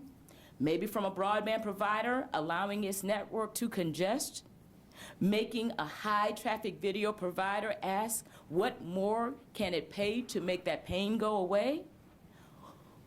That will never happen, you say? Newsflash, it already has. The difference now is the open question of what is stopping them. The difference after today's vote is that no one will be able to stop them. Maybe several providers will quietly roll out paid prioritization packages that will enable deep pocket players to cut the queue. Maybe a vertically integrated broadband provider decides that it will favor its own apps and services, or some high-value Internet of Things traffic will be subject to an additional fee. Maybe some of these actions will be cloaked under non-disclosure agreements and wrapped up in mandatory arbitration clauses so that it will be a breach of contract to disclose these publicly or take the provider to court if there is any wrongdoing. Some may say, of course this will never happen, but after today's vote, what will be in place to stop any of this? What we do know is that broadband providers did not even wait for the ink to dry on a proposed order before making their moves. One broadband provider who had in the past promised to not engage in paid prioritization has now quietly dropped that promise from its list of commitments on its website. What's next? Blocking or throttling? That will never happen, you say? After today's vote, exactly who is the cop on the beat that can or will stop them? And just who will be impacted the most? Consumers and small businesses, that's who. The internet continues to evolve and has become even more critical for every participant in our 21st 21st century ecosystems. Government services have migrated online, as have educational opportunities, job notices, and applications. But at the same time, broadband providers have continued to consolidate. They have become bigger. They own their own content. They own their own media companies. And they own or have interest in other types of competing services. So why are millions of Americans so alarmed? Because they understand the risk this all poses. And even those who might not exactly know what it means when somebody says Title II authority, what they know is that they will be at risk without it. Now, I've been asking myself repeatedly why the majority is so single-focused on overturning these wildly popular rules. Is it simply because they felt that the 2015 net neutrality order, which threw out over 700 rules, which dispensed with more than 25 provisions, was too heavy-handed? Or is this a ploy to create a need for legislation where there was none before? Or is it to establish uncertainty where little previously existed? Is it a tactic to undermine the net neutrality protections adopted in 2015 that are currently parked at the Supreme Court? You know, the very same rules that were resoundingly upheld by the DC Circuit last year? No doubt, we will see a rush to the courthouse asking the Supreme Court to vacate and remand the substantive rules that we have fought so hard for over the past few years, because today the FCC uses legally suspect means to clear the decks of substantive protections for consumers and competition. It is abundantly clear why we see so much bad process with this item, because the fix was already in. There is no real mention of the thousands of net neutrality complaints filed by consumers. Why? The majority has refused to put them in the record, while maintaining the rhetoric that there have been no real complaints or no real violations. Record evidence of massive incentives and abilities of broadband providers to act in anti-competitive ways are missing from the docket. Why? Because those in charge have refused to use the data and knowledge the agency does have and has relied on in the past to inform our merger reviews. As the majority has shown time and time again, the views of individuals do not matter, including the views of those who care deeply about the substance, but may not be Washington insiders. There is a basic fallacy underlying the majority's actions and rhetoric today. The assumption of what is best for broadband providers is obviously what is best for America. Breathless claims about unshackling broadband services from unnecessary regulation are only about ensuring that broadband internet service providers have and maintain the keys to the internet. Assertions that this is merely a return to some imaginary status quo ante cannot hide the fact that this is the very first time that the Federal Communications Commission has disavowed substantive protections for consumers online. And when the current 2015 net neutrality rules are laid to waste, we may be left with no single authority with the power to protect consumers. Now, this order loudly crows about handing over authority of broadband to the Federal Trade Commission, but what is absent from the order and glossed over in a haphazardly issued afterthought of a Memorandum of Understanding, or MOU, is that the FTC is an agency with none, nada, technical expertise in telecommunications. The FTC is an agency that may or may not even have authority over broadband providers in the first instance. The FTC is an agency that, if you can even reach a very high bar of proving unfair or deceptive practices and that there is substantial consumer injury, it may take years upon years for any remedy to be levied, and most companies don't have years and years to wait for an answer. But don't just take my word for it. Even one of the FTC's own commissioners has articulated these very concerns. And if you are wondering why the FCC is preempting state consumer protection laws in this item without notice, let me help you with a simple jingle that you can easily commit to memory that will underscore all of this. If it benefits industry, preemption is good. If it benefits consumers, preemption is bad. Reclassification of broadband would do more than wreak havoc over net neutrality. It will also undermine our universal service construct for years to come, something which the order implicitly acknowledges. It will undermine the Lifeline program. It will weaken our ability to support robust broadband infrastructure deployment. And what we will soon find out is what a broadband market unencumbered by robust community consumer protections will look like. I suspect that it will not be very pretty. I know that there are many questions on the minds of Americans right now, including what the repeal of net neutrality will mean for them. To help understand or to answer or address outstanding questions, I plan to host a town hall through Twitter next week on Tuesday at 2 p.m. Eastern Standard Time. But what saddens me the most today is that the agency that is supposed to protect you is actually abandoning you.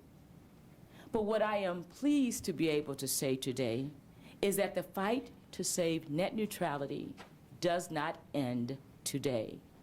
The agency does not have the final word. Thank goodness for that.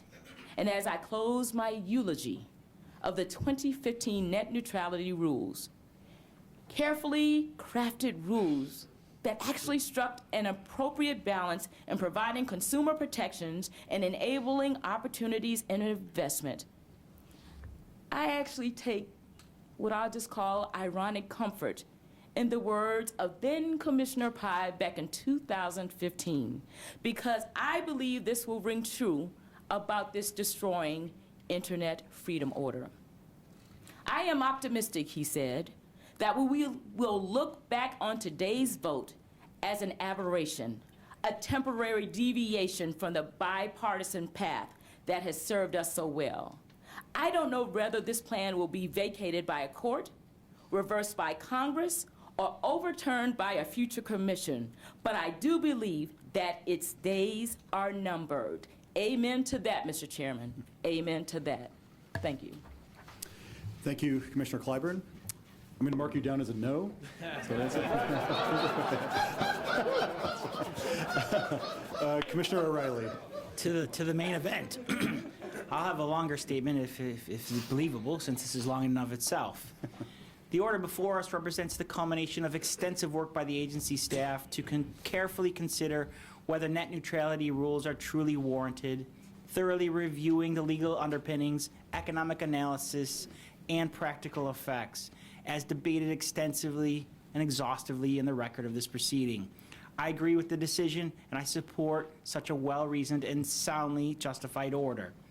While I have longstanding views on this topic, I approached this proceeding with an open mind. I read the substantive comments with interest and met with anyone I could, no matter how of their or what their particular viewpoint. In the end, I'm simply not persuaded that heavy-handed rules are needed to protect against hypothetical harms. In all this time, I've yet to hear recent unquestionable evidence of demonstrable harms to consumers that demands providers be constrained by this completely flawed regulatory intervention. I still cannot endorse guilt by imagination. It is a shame that this topic has been plagued by baseless fear-mongering. Many small businesses have been blatantly misled into thinking that they're going to be forced to pay more to continue to do business online. Others have been told that free speech and civil rights are on the line. It simply isn't true, and we know that from experience. The internet has functioned without net neutrality rules far longer than with them. Nobody can name more than a handful of examples that occurred over the course of an entire decade prior and that were readily dealt with, whether actual violations or not. The legend of a cable company trying to break the internet may make a scary bedtime story for children of telecom geeks, but it isn't reality. So, for those of you out there that are fearful of what tomorrow may bring, please take a deep breath. This decision will not break the internet. What we are doing is reverting back to the highly successful, bipartisan, governmental approach that existed before 2015. As the order makes clear, we depart from the prior Commission's approach because we determined that the decision was flawed. We believe that our statutory interpretation and course of action is the better one, and our decision is grounded in and supported by the record. The text has been publicly available for over 3 weeks, and our good staff has summarized it for us today. So there is no need for me to step through the policies and reasoning again in detail. Instead, I'll highlight a few key parts and address some of the false arguments and misconceptions regarding the substance and process. While repealing net neutrality rules grabs headlines, reversing the classification of broadband internet access service as a Title II telecommunications service is far more consequential. Net neutrality started as a consumer issue, but it soon became a stepping stone to impose vastly more onerous common carrier regulations on broadband companies. Even the previous chairman initially attempted to reinstate net neutrality rules under more limited legal authority, and many companies would have accepted the compromise and lived with net neutrality rules as long as the Commission didn't impose Title II. But thanks to one infamous YouTube video posted by the prior administration, this so-called independent agency was quickly railroaded into treating ISPs like public utilities instead. As discussed at length in the order, and the dissents of Chairman Pai and myself wrote in response to 2015 order, there were fundamental legal problems and factual errors underlying that decision to treat fixed and mobile broadband services as telecommunications services. Additionally, that decision opened the door for much broader regulation of broadband providers, and as we saw, the Commission quickly walked through that door. Under this structure, companies continue to face uncertainty that business decisions, commercial negotiations, service offerings, and pricing decisions would be scrutinized by the Commission. I believe that these legitimate concerns were well-founded, and if there had not been a change in administration, the agency would have proceeded further down the path as demonstrated by its zero-rating witch hunt. The decision to reinstate the classification of both fixed and mobile broadband internet access service as an information service under Section 3 and reinstate the classification of mobile broadband as a private mobile service under Section 332 eliminates these concerns and restores a sensible bipartisan approach to broadband services. Under this framework, the FCC asserts jurisdiction over broadband internet access service as an interstate information service, but applies regulation only to the extent warranted to address specific, concrete concerns. With the elimination of Title II, there's no remaining legal basis for the net neutrality bright line rules and general conduct standard, so we must repeal them. In many proceedings before this agency, I've questioned the need for rules that impose costs but do not solve real problems. So the removal is completely appropriate and necessary. That isn't necessarily the end of the story, however. Congress may enact legislation providing new rules and legal authority to support them. I firmly believe that that would be the better course and the only way to give finality to this issue. I would humbly suggest, however, that the general conduct standard remain forever in the ash heap. This policy gave the Commission's Enforcement Bureau unbounded power to make up the rules as it went along, a frightening prospect. Businesses could find themselves subject to investigation without any prior notice that the conduct could be considered a violation. One public interest group even called the catch-all a recipe for overreach and confusion. It was the height of regulatory capriciousness and should never be resurrected. Similarly, I am hopeful that if the Congress does go down this path, it will see merit in rejecting a ban on paid prioritization. Clearly, there are cases today, and many more that will develop in time, in which the option of a paid prioritization offering would be a necessity based on either technology or needs of consumer welfare. I, for one, see great value in the prioritization of telemedicine and autonomous car technology over cat videos. And speaking of autonomous cars, we must ensure that wireless providers can manage their systems. Wireless networks have capacity constraints based on the physics of the spectrum they use. Generally, wireless use is booming, and more Americans are using wireless networks to access the internet. But this is just the beginning. Consider that each autonomous car vehicle is predicted to generate an additional 4 terabytes of data a day, much of which will be carried by wireless networks.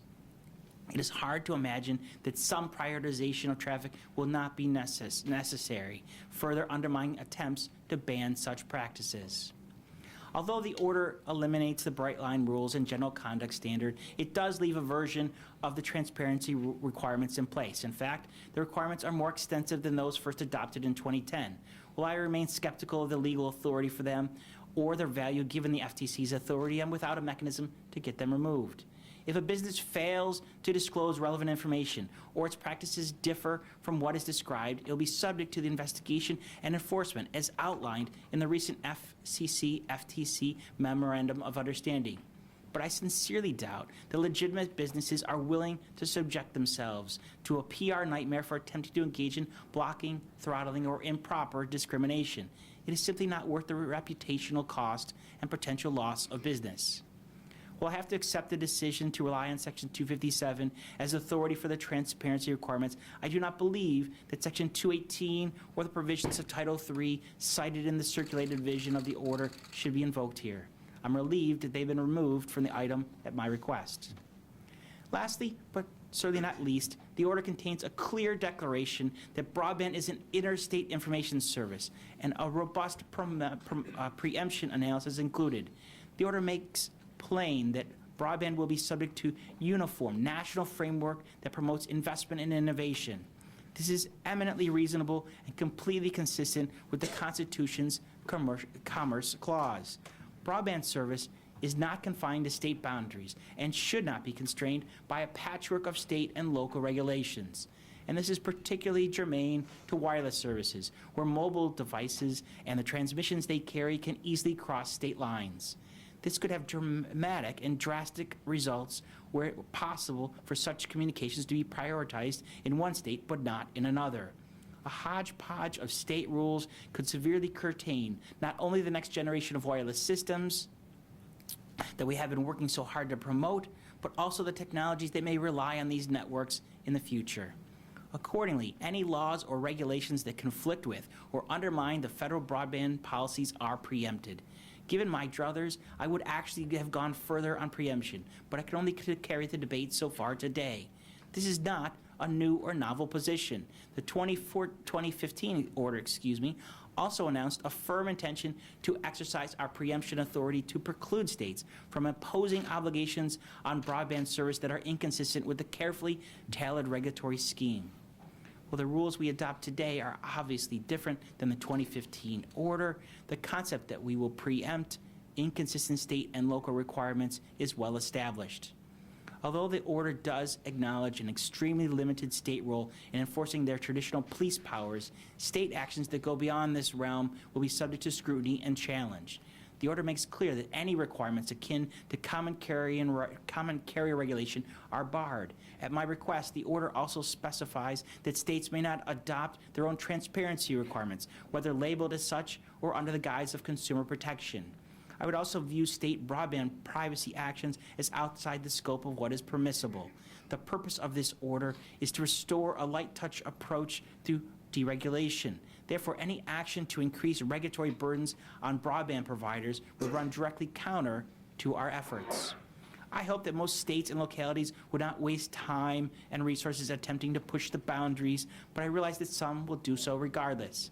I expect the agency to be vigilant in identifying and pursuing these cases. I also commit to work closely with the chairman and the general counsel to quash any conflicts that arise.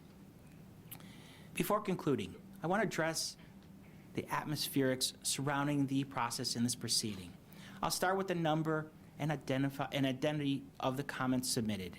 Some would like us have us believe that the comment process has been irreparably tainted by the large number of fake comments.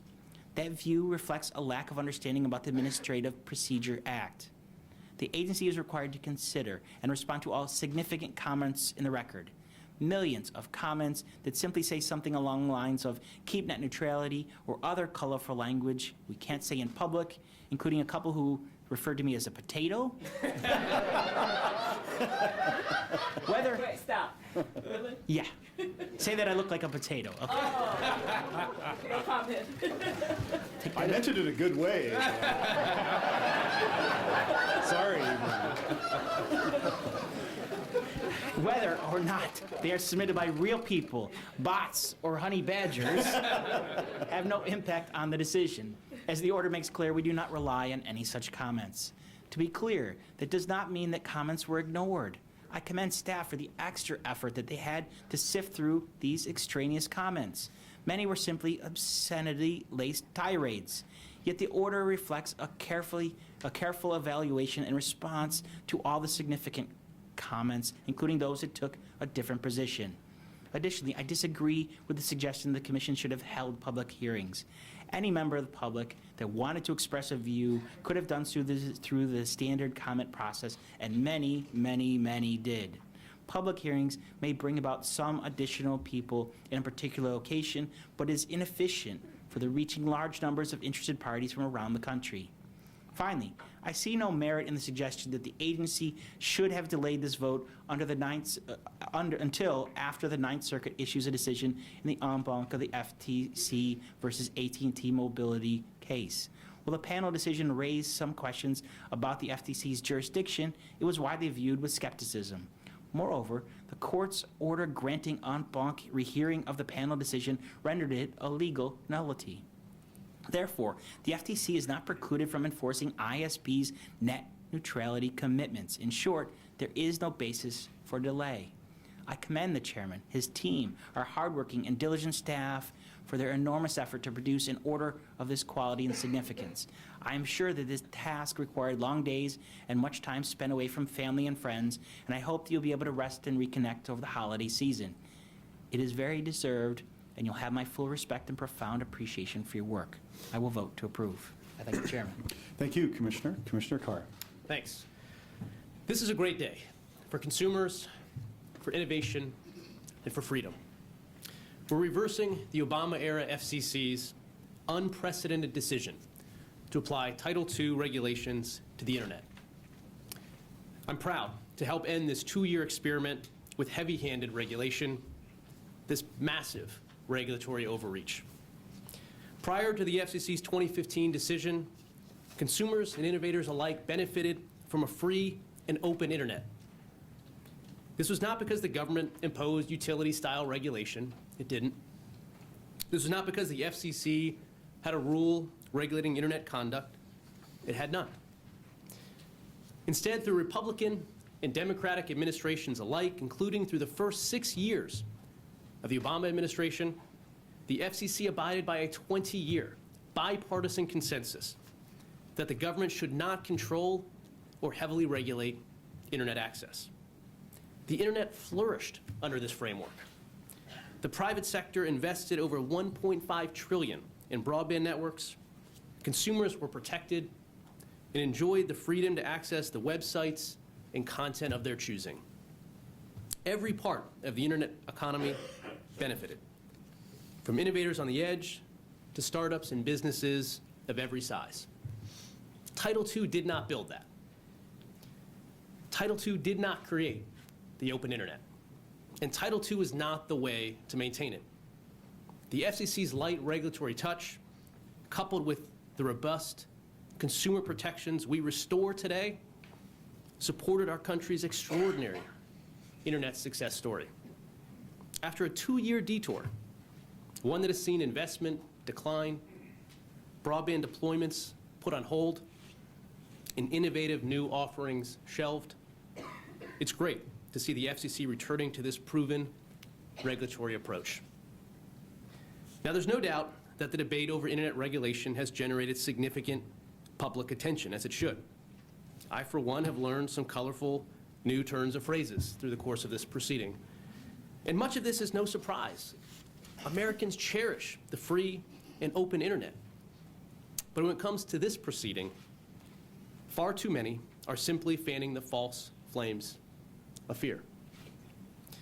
The apocalyptic rhetoric is quite something, even by Washington standards. No, the FCC is not ending the internet, or as President Obama's first Federal Trade Commission chairman recently put it, the sky isn't falling, consumers will remain protected, and the internet will flourish. What we're doing with today's vote is reversing a 2-year-old decision and returning to a tried and true regulatory framework, one that we know from our own experience works for consumers and for innovation. Many of the myths that are out there go to what I call the great Title II head fake, which is attributing to Title II things that it simply does not do. Some claim, for instance, that Title II is preventing ISPs from selling bundled or curated plans that offer access to only a portion of the internet. It's not true. The FCC expressly stated that Title II, right now, allows providers to do just that. Some claim that Title II is preventing ISPs from increasing their prices for broadband, so they're going to see a spike immediately after this decision. But the FCC emphasized that its Title II decision involves, quote, no rate regulation. And some claim that Title II is preventing ISPs from blocking, throttling, or engaging in paid prioritization. This is also not true. The DC Circuit said that Title II allows ISPs to, quote, block websites, to, quote, throttle applications chosen by ISPs, and, quote, to filter content into fast lanes and slow lanes based on ISPs' commercial interests, provided that they disclose those practices. In other words, Title II is not the thin line between where we are right now and some Mad Max version of the internet. There are reasons that consumers enjoyed a free and open internet long before Title II. There are reasons why consumers are free to access any website or online content of their choosing, and those reasons will continue to hold true long after our Title II experiment ends today. What are they? Well, the DC Circuit has offered its view. When it observed that Title II allows ISPs to offer filtered internet access, it also said that none were doing so because of what it said as fear of subscriber losses. In other words, market forces, not the Title II rules, are regulating this conduct. Now, there are some that will never accept market forces as a solution, either in the broadband marketplace or otherwise. But for them, today's order has some more good news. We're not relying on market forces alone. We're not giving ISPs free rein to dictate your online experience. Our decision today includes powerful legal checks. First, Americans will enjoy robust online protections. When the FCC classified broadband as a Title II Title II service in 2015, it divested the Federal Trade Commission of 100% of its consumer protection authority over ISPs, including its ability to police ISPs that engage in unfair or deceptive practices. Repealing Title II will restore important protections for internet openness. Second, consumers will regain strong online privacy protections. Before the FCC stripped it of jurisdiction, the FTC, the nation's most experienced privacy enforcement agency, brought over 500 privacy enforcement actions, including against ISPs. By reversing Title II, consumers get those privacy protections back. Third, federal antitrust law will protect against discriminatory conduct by ISPs. As a former Obama administration FTC chairman recently said, this is a formidable hammer against anyone who would harmfully block, throttle, or prioritize traffic. Fourth, state consumer protection laws will apply and state attorney generals can bring actions against ISPs. These authorities will provide another strong set of legal protections against unfair business practices by ISPs. In short, this is no free-for-all. This is no Thunderdome. The FCC is not killing the internet. While I spent most of my time today talking about the policy debate surrounding Title II, there's also a threshold legal question that the Commission must answer. Does Internet Access Service qualify as a Title I information service or Title II telecommunications service? Thankfully, I don't need to go beyond what the order itself says on this point.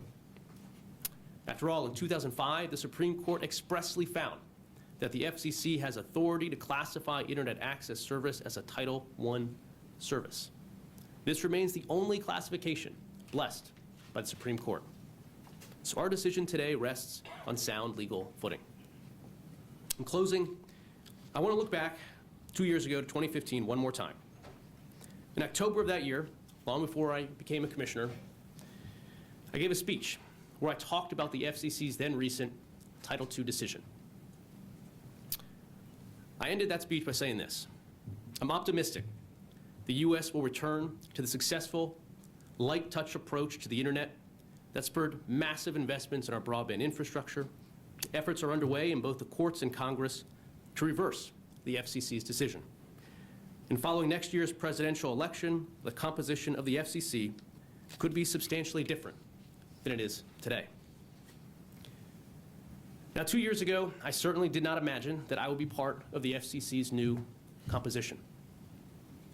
But I'm very grateful for this opportunity to serve, and I'm grateful that my optimism back then has proven to be well-founded. I'm glad to cast my vote today in favor of internet freedom. Thanks. Thank you, Commissioner. Commissioner Rosenworcel. Okay. Net neutrality is internet freedom. I support that freedom. I dissent from this rash decision to roll back net neutrality rules. I dissent from the corrupt process that has brought us to this point, and I dissent from the contempt this agency has shown our citizens in pursuing this path today.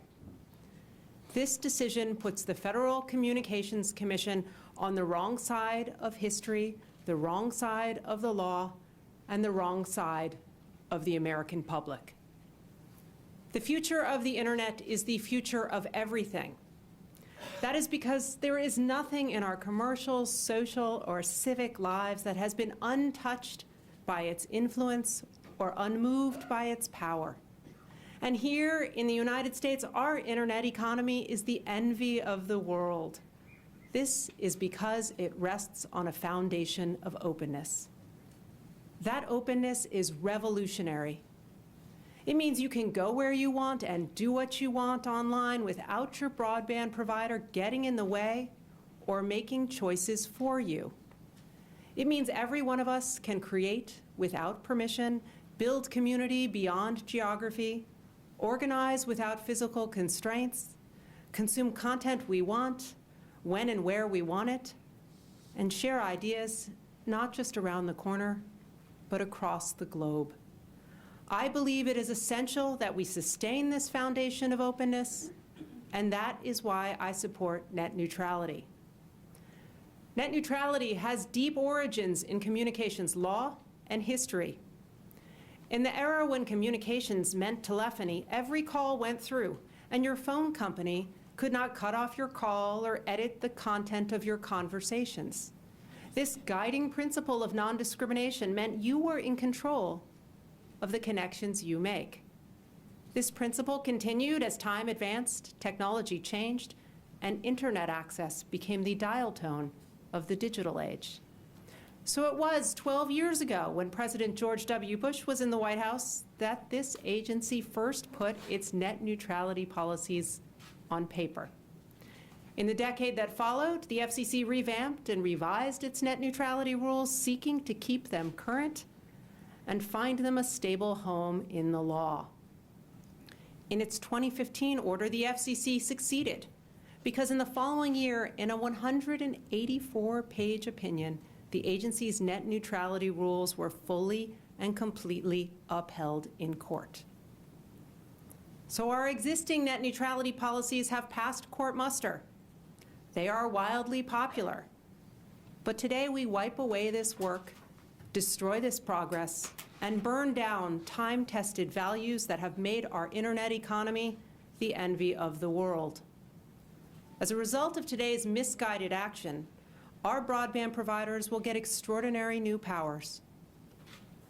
They will have the power to block websites, the power to throttle services, and the power to censor online content.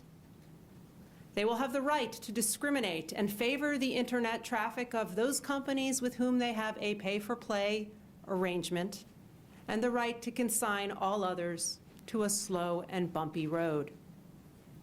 Now, our broadband providers will tell you they will never do these things. They say, just trust us. But know this, they have the technical ability and business incentive to discriminate and manipulate your internet traffic. And now this agency gives them the legal green light to go ahead and do so. This is not good. Not good for consumers, not good for businesses, not good for anyone who connects and creates online. Not good for the democratizing force that depends on openness to thrive. Moreover, it is not good for American leadership on the global stage of our new and complex digital world. I'm not alone with these concerns. Everyone from the creator of the World Wide Web to religious leaders, to governors and mayors of big cities and small towns, to musicians, to actors, to actresses, to entrepreneurs and academics and activists have registered their upset and anger. They are reeling at how this agency could make this kind of mistake. They are wondering how it could be so tone-deaf. And they are justifiably concerned that just a few unelected officials could make such a vast and far-reaching decision about the future of the internet. So after erasing our net neutrality rules, what is left? What recourse do consumers have? We're told, don't worry, competition will save us. But the FCC's own data show that our broadband markets are not competitive. Half the households in this country have no choice of broadband provider. So if your broadband provider is blocking websites, you have no recourse. You have nowhere to go. We're told, don't worry, the Federal Trade Commission will save us. But the FTC is not the expert agency for communications. It has authority over unfair and deceptive practices. But to evade FTC review, all any broadband provider will need to do is add new provisions to the fine print in its terms of service. In addition, it is both costly and impractical to report difficulties to the FTC. By the time the FTC gets around to addressing them in court proceedings or enforcement actions, it's fair to assume that the startups and small businesses wrestling with discriminatory treatment could be long gone. Moreover, what little authority the FTC has is now under question in the courts. We're told, don't worry, state authorities will save us. But at the same time, the FCC all but clears the field with sweeping preemption of anything that resembles state or local consumer protection. If the substance that got us to this point is bad, the process is even worse. Let's talk about the public record. The public has been making noise, speaking up, raising a ruckus. We see it in the protests across this country, those that are outside here today, and we see it how they have lit up our phone lines, clogged our email inboxes, and jammed our online comment system. Now that might be messy, but whatever our disagreements are on this dais, I hope we can agree that that is democracy in action and something we can all support. To date, nearly 24 million comments have been filed in this proceeding. There is no record in the history of this agency that has attracted so many filings. But there's something foul in this record. 2 million comments feature stolen identities. 500,000 comments are from Russian email addresses. 50,000 consumer complaints are inexplicably missing from the record. I think that's a problem. I think our record has been corrupted and our process for public participation lacks integrity.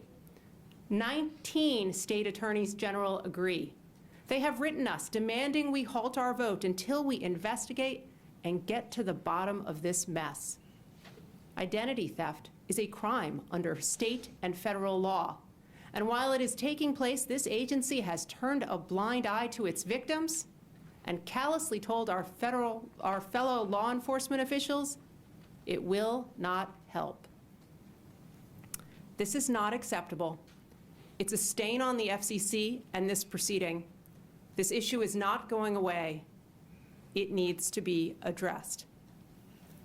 Finally, I worry that this decision and the process that brought us to this point is ugly. It's ugly in the cavalier disregard this agency has demonstrated to the public, the contempt it has shown for citizens who speak up, and the sheer disdain it has for public opinion. Unlike its predecessors, this FCC has not held a single public hearing on net neutrality. There is no shortage of people who believe Washington is not listening to their concerns, their fears, and their desires. Add this agency to that list. Now, I too am frustrated, but here's a twist. I hear you. I listen to what the callers to my office are saying. I read the countless individually written emails in my inbox, the posts online, and the very short and sometimes very long letters. And I'm not going to give up. And neither should you. If the arc of history is long, we are going to bend this toward a more just outcome. In the courts, in Congress, wherever we need to go to ensure that net neutrality stays the law of the land. Because if you are conservative or progressive, you benefit from internet openness. If you come from a small town or a big city, you benefit from internet openness. If you are a company or a nonprofit, you benefit from internet openness. If you are a startup or an established business, you benefit from internet openness. If you are a consumer or a creator, you benefit from internet openness. And if you believe in democracy, you benefit from internet openness. So let's persist, let's fight, let's not stop here or now. It's too important. The future depends on it. Thank you, Commissioner. The internet is the greatest free market innovation in history. It has changed the way we live, the way we play, the way we work, the way we learn, the way we speak. During my time at the FCC, I've met with entrepreneurs in South Dakota who have started businesses. I've met with doctors in Ohio who have helped care for patients. I've met with teachers in Alaska who have educated their students. I've met with farmers in Missouri who have increased their crop yields. And I've met with many more who have succeeded, all because of the internet. And the internet has enriched my own life immeasurably. In the past few days alone, I have set up a FaceTime call with my parents and kids. I've downloaded interesting podcasts about blockchain technology. I've ordered a burrito. I've managed my playoff-bound fantasy football team. And, as many of you might have seen, I've tweeted. What is responsible for the phenomenal development of the internet? Well, it certainly wasn't heavy-handed government regulation. Quite to the contrary. At the dawn of the commercial internet, President Clinton and a Republican Congress agreed that it would be the policy of the United States to, and I quote, preserve the vibrant and competitive free market that presently exists for the internet, unfettered by federal and state regulation. This bipartisan policy worked. Encouraged by light touch regulation, America's private sector invested over $1.5 trillion to build out fixed and mobile networks throughout the United States. 28K modems gave way to gigabit fiber. Innovators and entrepreneurs grew startups into global giants. And America's internet economy became the envy of the entire world. And this light touch approach was good for consumers, too. In a free market full of permissionless innovation, online services blossomed. Within a generation, we have gone from email as the killer app to high-definition video streaming. Entrepreneurs and innovators guided the internet far better than the clumsy hand of government ever could have. But then, in early 2015, the FCC, under political pressure, jettisoned the successful bipartisan approach to the internet. On express orders from the previous White House, the FCC scrapped the tried and true light touch regulation of the internet and replaced it with heavy-handed micromanagement. It decided to subject the internet to utility-style regulation, designed in the 1930s to govern Ma Bell. This decision was a mistake. For one thing, there was no problem to solve. The internet wasn't broken in 2015. We were not living in some digital dystopia. To the contrary, the internet is one thing, perhaps the only thing in American society that we can all agree has been a stunning success. Not only was there no problem, this solution hasn't worked. The main complaint consumers have about the internet is not and has never been that their internet service provider is blocking access to content. It's that they don't have access at all or not enough competition. These regulations have ironically taken us in the opposite direction from these consumer preferences. Under Title II, investment in high-speed networks has declined by billions of dollars. Notably, this is the first time that such investment has declined outside of a recession in the internet era. When there is less investment, that means fewer next generation's networks are built. That means less access and less competition. That means fewer jobs for Americans building those networks. And that means more Americans are stranded on the wrong side of the digital divide. And the impact has been particularly serious for smaller internet service providers. They don't have the time, the money, or the lawyers to navigate a thicket of complex rules. Now, they don't get a lot of press, certainly not here in Washington. But I've personally visited some of them, from Spencer Municipal Utilities in Spencer, Iowa, to Wave Wireless in Parsons, Kansas. I have personally spoken with many more, from Amplex Internet in Ohio to Airlink Services in Oklahoma. And so it is no surprise that the Wireless Internet Service Providers Association, which represents very small fixed wireless companies that typically operate in rural and low-income urban areas, surveyed its members and found that over 80%, quote, incurred additional expense in complying with the Title II rules, had delayed or reduced network expansion, had delayed or reduced services, and had allocated budget to comply with the rules. Other small companies, too, have told the FCC that these regulations have forced them to cancel, delay, or curtail fiber network upgrades. And nearly 24 small providers submitted a letter saying that the FCC's heavy-handed rules affect our ability to find financing. Now remember, these are not the big guys. These are the small companies, the kinds of companies that are critical to providing a more competitive marketplace. Now, these rules have also impeded innovation. One major company, for instance, reported that it put on hold a project to build out its out-of-home Wi-Fi network due to uncertainty about the FCC's regulatory stance. And a coalition of 19 municipal internet service providers, that is, city government-owned nonprofits, have told the FCC that they, and I quote, often delay or hold off from rolling out a new feature or service because they cannot afford to deal with a potential complaint and enforcement action. None of this is good for consumers. We need to empower all Americans with digital opportunity, not deny them the benefits of greater access and competition. And consider, too, that these are just the effects that these rules have had on the internet of today. Think about how they will affect the internet that we need 10, 20 years from now. The digital world bears no resemblance to a water pipe or an electric line or a sewer.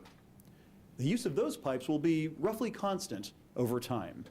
And very few would say that there's been dramatic innovation in these areas. By contrast, online traffic is exploding, and we consume exponentially more traffic and data over time.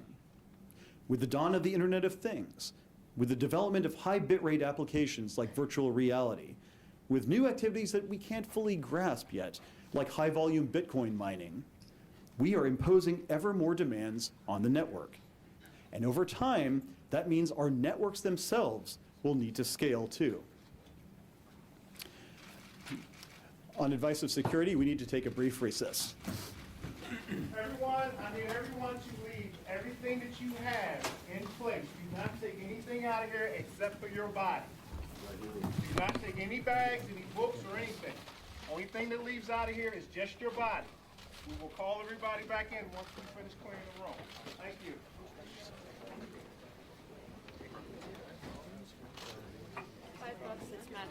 Yeah.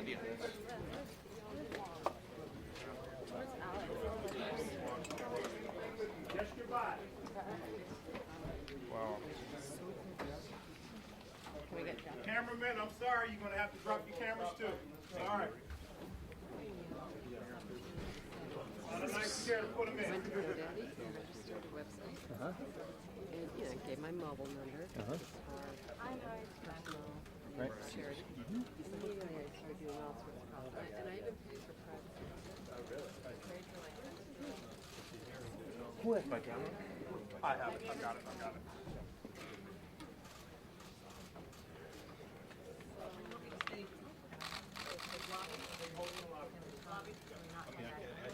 I know. We're following. Can we go back, please? You guys took place. I need you to drop the cameras, please. Come on back. Come on out.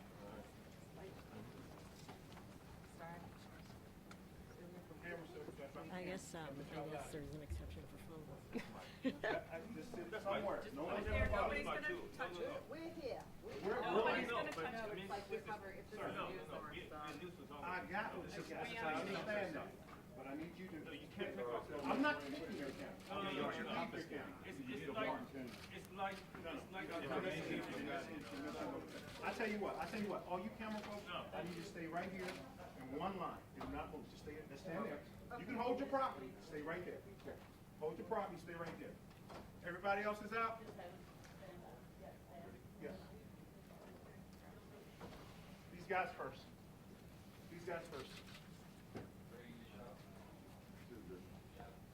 Sir, I need you to step out, please. I got that. I need you to step out, sir. Out. He's keeping an eye, make sure you guys don't mess with I got it. We're not messing with you, sir. Make sure you guys are safe. Associated Press. I got that, sir. You need to step out, please. Thank you very much. Hey, guys, don't move. I need you to step out now. Thank you. Out, please. You've been cleared. I need you to step out. Take the cameras with you. You step out, sir. Take the cameras with you. Sir, out the door, please. Take your cameras with you. Thank you. Out the door, please. Thank you. Close that door. All right, sir. Need you to step out also. Everybody needs to step out now, please, so the canines can work.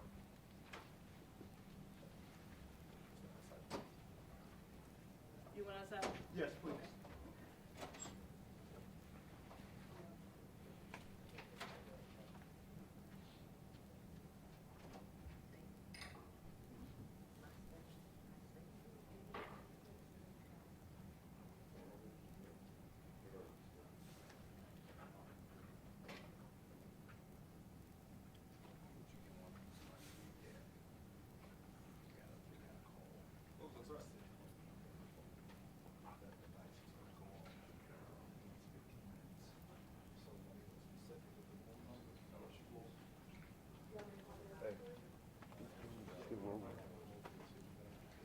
They're all still rolling.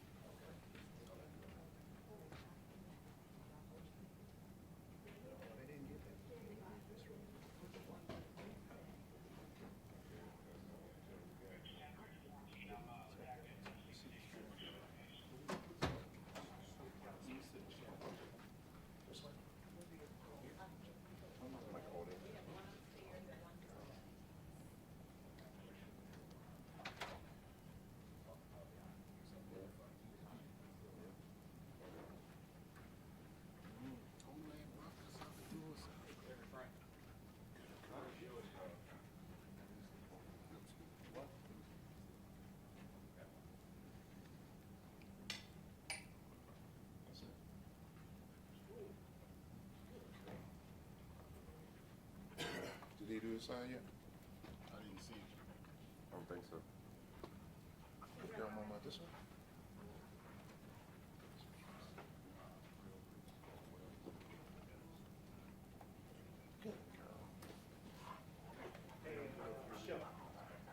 Once we clear this room, we're going to go down to the overflow room. Do the exact same thing over there. All right. Who's going to secure this room? Well, once they clear it, we're good. They can let it back in. That's right. Is that access? Hey, can we get those doors? Check those doors on the back there also, the rooms back there.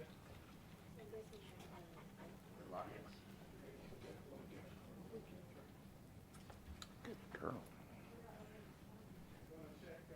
I think they ran that already. Hey, Is that door open? Video room. You got one?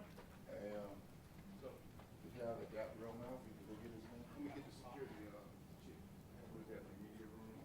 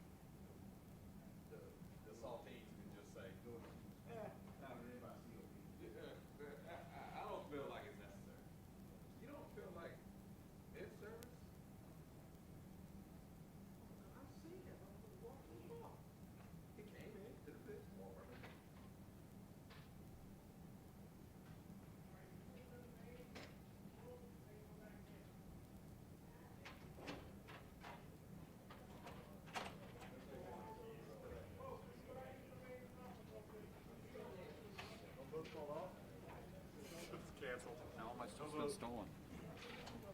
Okay. Not sure if you can. Hey, we're back in. They'll cover that. After a cause.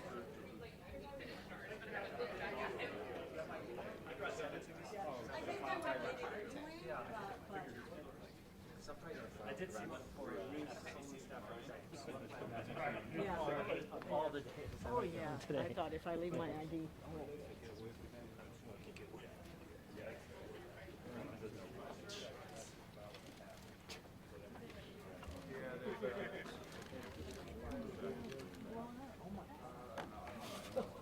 I think everybody heard about it. All the notifications on my phone. Yeah. I was like, well, they said only your body, and I guess I'm the only one who sticks to rules.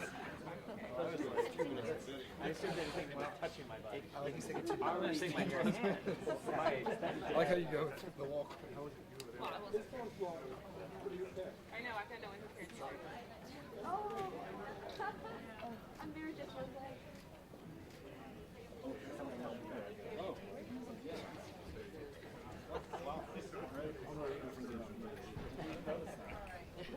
I got emails. I do return. My parents don't know. Captain, we're husband here. He was like, y'all good? I saw this online.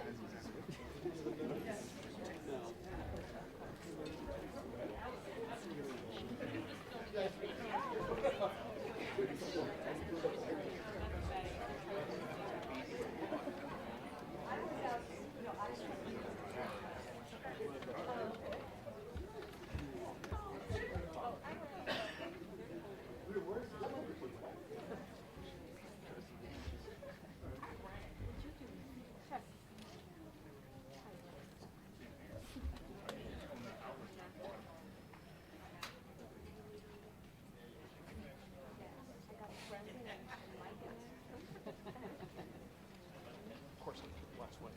Yes, Jonathan. Get it together. Still listen to you.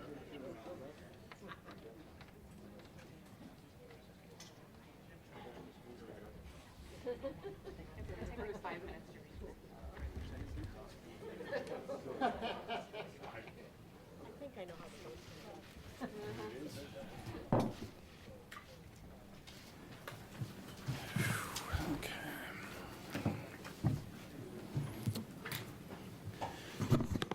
Sorry for the interruption. We were acting on the recommendation of the Federal Protective Service, but we can now reconvene. Where was I? Consider, too, that these are just the effects that our rules have had on the internet of today. Now, think about how they'll affect the internet that we need 10, 20 years from now. The digital world bears no resemblance to a water pipe or electric line or sewer. The use of those pipes will be roughly constant over time, and very few would say that there's dramatic innovation in those areas. By contrast, online traffic is exploding, and with the dawn of the Internet of Things, with the development of high bitrate applications like virtual reality, with new activities we can't fully grasp yet, like high-volume Bitcoin mining, we are imposing ever more demands on the network. Over time, that means that our networks themselves will have to scale too. But they don't have to. If our rules deter the massive infrastructure investment that we need, eventually we'll pay the price in terms of less innovation. Consider these words from Ben Thompson, a highly respected technology analyst, from a post on his blog Stratechery supporting my proposal. It's an extended quote, but with your indulgence, it's important. The question that must be grappled with is whether or not the internet is done. By that I mean that today's bandwidth is all we will ever need, which means we can risk chilling investment through prophylactic regulation and the elimination of price signals that may spur infrastructure build-out. If we are done, then the potential harm of a Title II reclassification is much lower. Sure, ISPs will have to do more paperwork, but honestly, they're just a bunch of mean monopolists anyways, right? Best to get laws in place to preserve what we have. But what if we aren't done? What if virtual reality with dual 8K displays actually becomes something meaningful? What if those imagined remote medicine applications are actually developed? What if the Internet of Things moves beyond this messy experimentation phase and into real-time value generation, not just in the home, but in all kinds of unimagined commercial applications? I certainly hope we will have the bandwidth to support all of that. I do too. And as Thompson put it in another Stratechery post, and again I quote, "The fact of the matter is there is no evidence that harm exists in the sort of systematic way that justifies heavily regulating ISPs. The evidence does suggest that current regulatory structures handle bad actors perfectly well. The only future to fear is the one we never discover, because we gave up on the approach that already has brought us so far." Now remember, folks, networks don't have to be built. Risks don't have to be taken. Capital doesn't have to be raised. The costs of Title II today may appear, at least to some, to be hidden, but the consumers and innovators of tomorrow will pay a severe price. So, what is the FCC doing today? Well, quite simply, we are restoring the light touch framework that has governed the internet for most of its existence. We are moving from Title II to Title I. Wonkier it cannot be. It is difficult to match that mundane reality to the apocalyptic rhetoric that we have heard from Title II supporters. And as the debate has gone on, their claims have gotten more and more outlandish. So let's be clear. Returning to the legal framework that governed the internet from President Clinton's pronouncement in 1996 until 2015 is not going to destroy the internet. It is not going to end the internet as we know it. It is not going to kill democracy.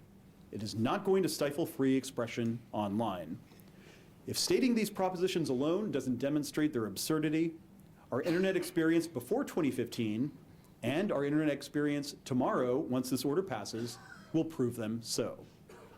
Simply put, by returning to the light touch Title I framework, we are helping consumers and promoting competition. Broadband providers will have stronger incentives to build networks, especially in unserved areas, and to upgrade networks to gigabit speeds and 5G. This means there will be more competition among broadband providers.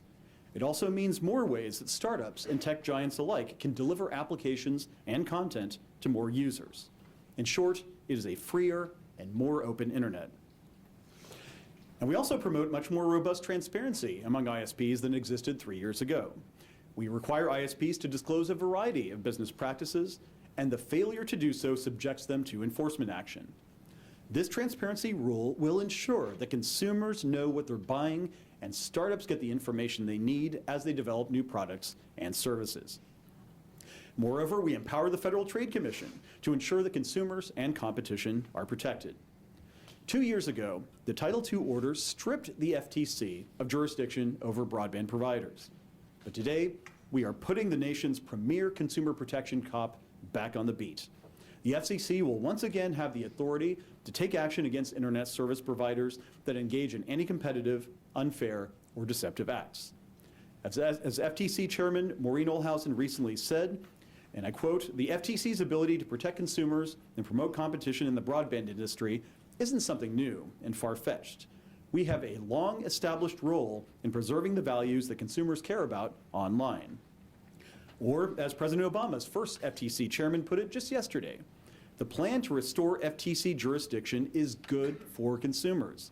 The sky isn't falling, consumers will remain protected, and the internet will continue to thrive." So let's be clear. Following today's vote, Americans will still be able to access the websites they want to visit. They will still be able to enjoy the services they want to enjoy.